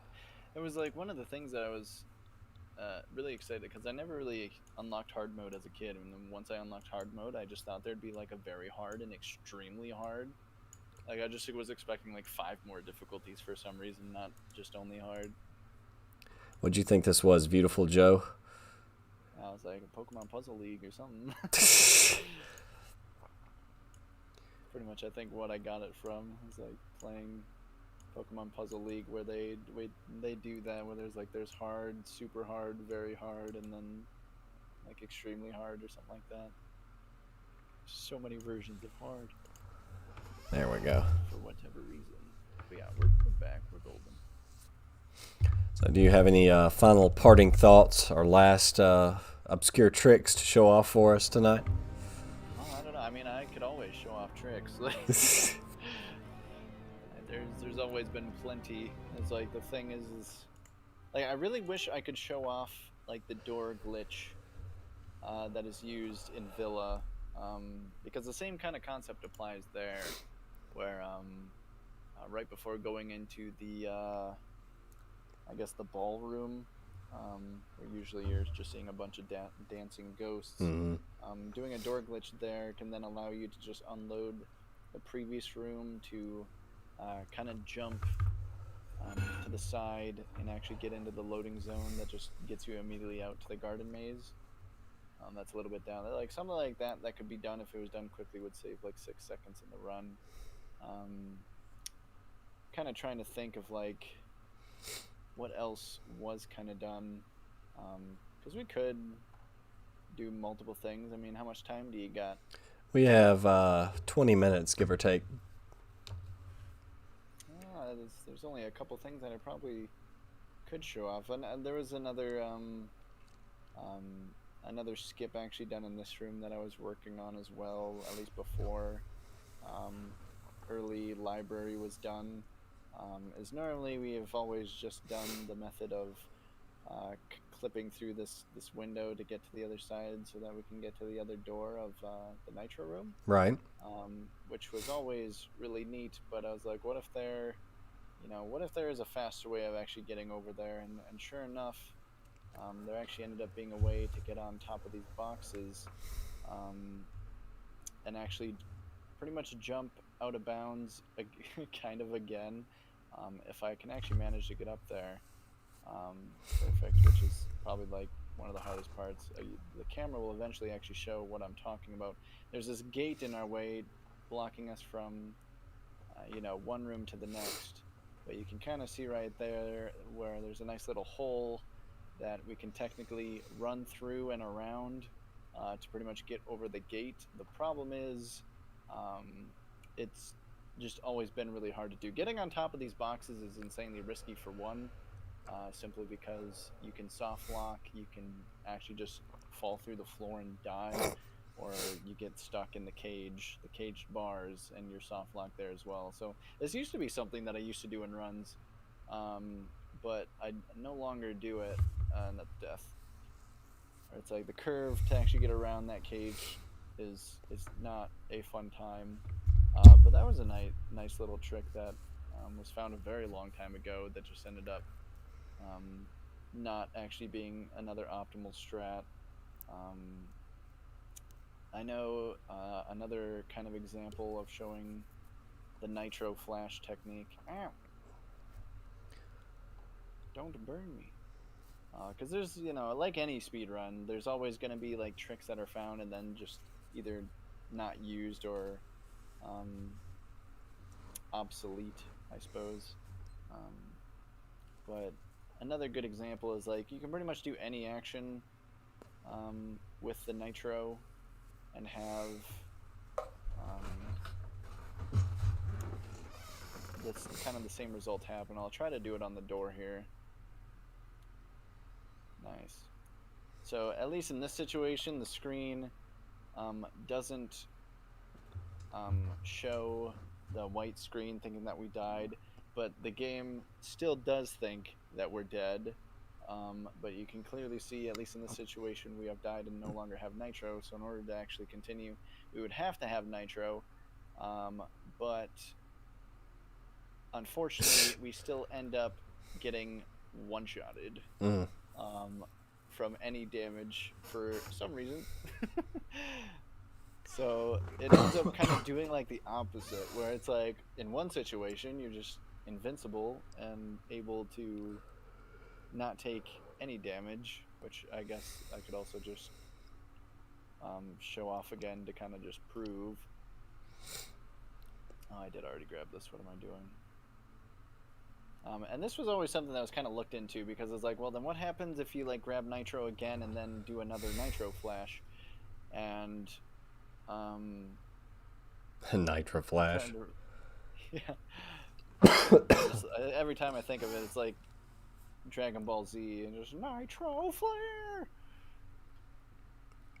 So at this point, we ended up grabbing, like you can see, we ended up in that white box. We were just going through that text box again, so we ended up grabbing magical nitro. And then at this point, the game just thinks we're dead, and we can just take all the damage in the world if we want, but we just don't. So it's like, it ends up, the only time that can be kind of problematic is like when trying to get insta-crushed by these things. It shows a lot of blood, which lags the game. That can be somewhat problematic, at least in the run, where this is probably the only way it can actually slow it down.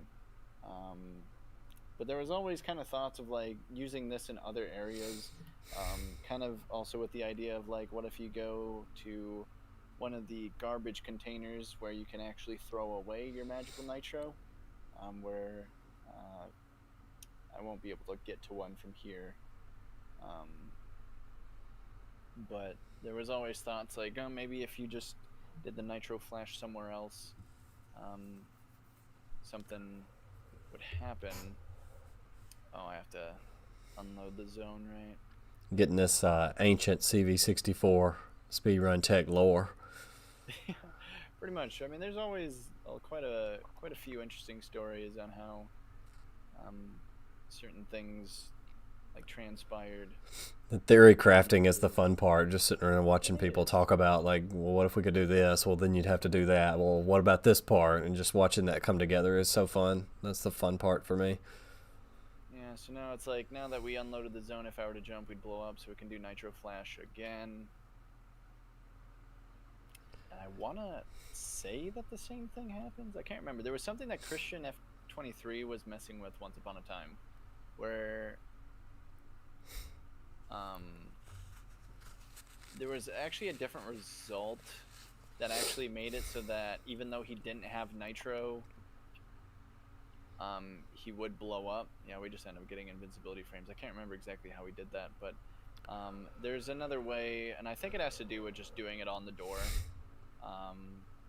where it would just pretty much give you the opposite effect, where you wouldn't have nitro, but if you were to jump or get hit, kind of like I had the first time around, then you just instantly blow up, which was pretty much a worst case scenario, because then you're like, oh good, I got rid of my nitro, but I insta-died anything.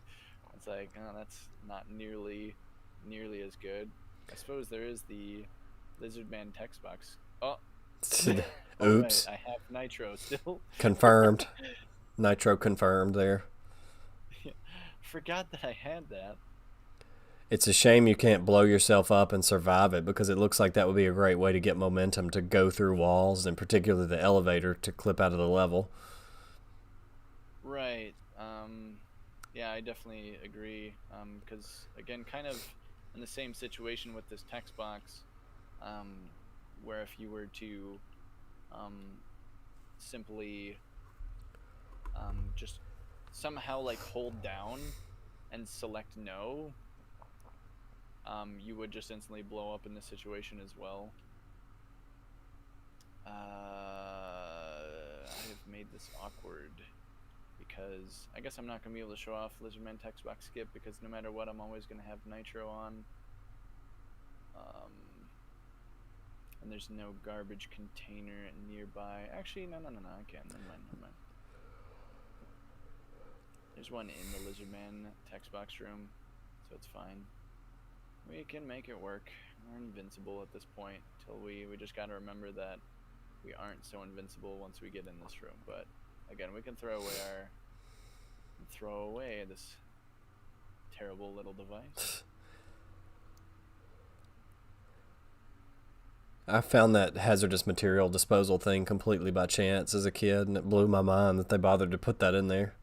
Yeah, I was like, I actually had no idea, because I think if you don't have nitro, I think it just says that it's just some kind of like random trash chute. Doesn't really tell you what its purpose is. I guess it's to stop soft locking because they weren't competent enough to program in, like Carrie saying, I don't need to pick this up anymore. So you can still pick up nitro even after you've used it all, and you would essentially soft lock yourself without that. So generally, this is kind of the idea that I want, but yeah, right there. Where it's like, for some reason, you'll normally see him just like walk around the room randomly. But there's two cases where he'll just randomly stand still. But it's kind of a troll move by him, because he'll either stay still and turn left or stay still and turn right. And then there's 6 other variants where he just walks to a random corner of the room. So it's, the one thing is, like, even if you get lucky and he just stays still going into this room, then there's a chance he turns left, which is not what you want, because he has to turn right in order to actually get that text box skip, which is why even though again it's a 7-second time save, which in our terms is like a huge time save nowadays, but only having that be like a 10% chance is you just have to get lucky. And that's the one thing I kind of dislike, is there's a surprising amount of RNG that now affects the run that kind of will make or break like a world record pace run. But either way, a lot of people don't know about that text box skip as well, so as I get to do that. Other than that, yeah, there's plenty of other tricks that have been done or used, but I don't really have save states for them, so I suppose I don't have too much else to show off. Well, that's no problem. We're nearing the end of our evening together anyway, but any last thoughts or comments about CV64 or speedrunning? What are you doing, Lizardman? I do, again, thanks so much for coming on. I think everybody enjoyed it. I've seen lots of activity and comments and questions. I've learned some things. It's been fun. So, again, thanks for coming on. And do you have any parting thoughts or pearls of wisdom regarding CV64 or getting into speedrunning it? Yeah, I was going to say, first off, I was going to say thanks for bringing me on, because it's like I always enjoy when people do these kind of things. It's just sometimes they don't just come through. And I know you've been trying to gather it seems usually like you're trying to grab a group, which would definitely, I would agree, would probably be fun. But I know with everyone's busy schedule, it just ends up being very difficult to do, which is unfortunate. So it sucks that you haven't quite been able to get her together. But hopefully in the future we can gather everyone for another event. I mean, I know you've participated in commentating some races, and it's like I would like to see more of that again in the future. But either way, even just coming on for a nice little solo exhibition stream of yours, I appreciate it, so thank you for that. You're very welcome. And if you guys haven't already, go follow Ty2358 on 2358, excuse me, on Twitch. You can also sub to his YouTube channel to follow him and his exploits, especially if you like Shining Force too. So go check him out. I do seem to post pretty much any PB that I throw up there, as well as some random comedy videos from time to time. But yeah, as far as the CV64 community goes, I mean, I try to tell everyone, and almost everyone else in the community will also say the exact same thing. I'm quite the introvert, when it comes to like getting out to people for sure.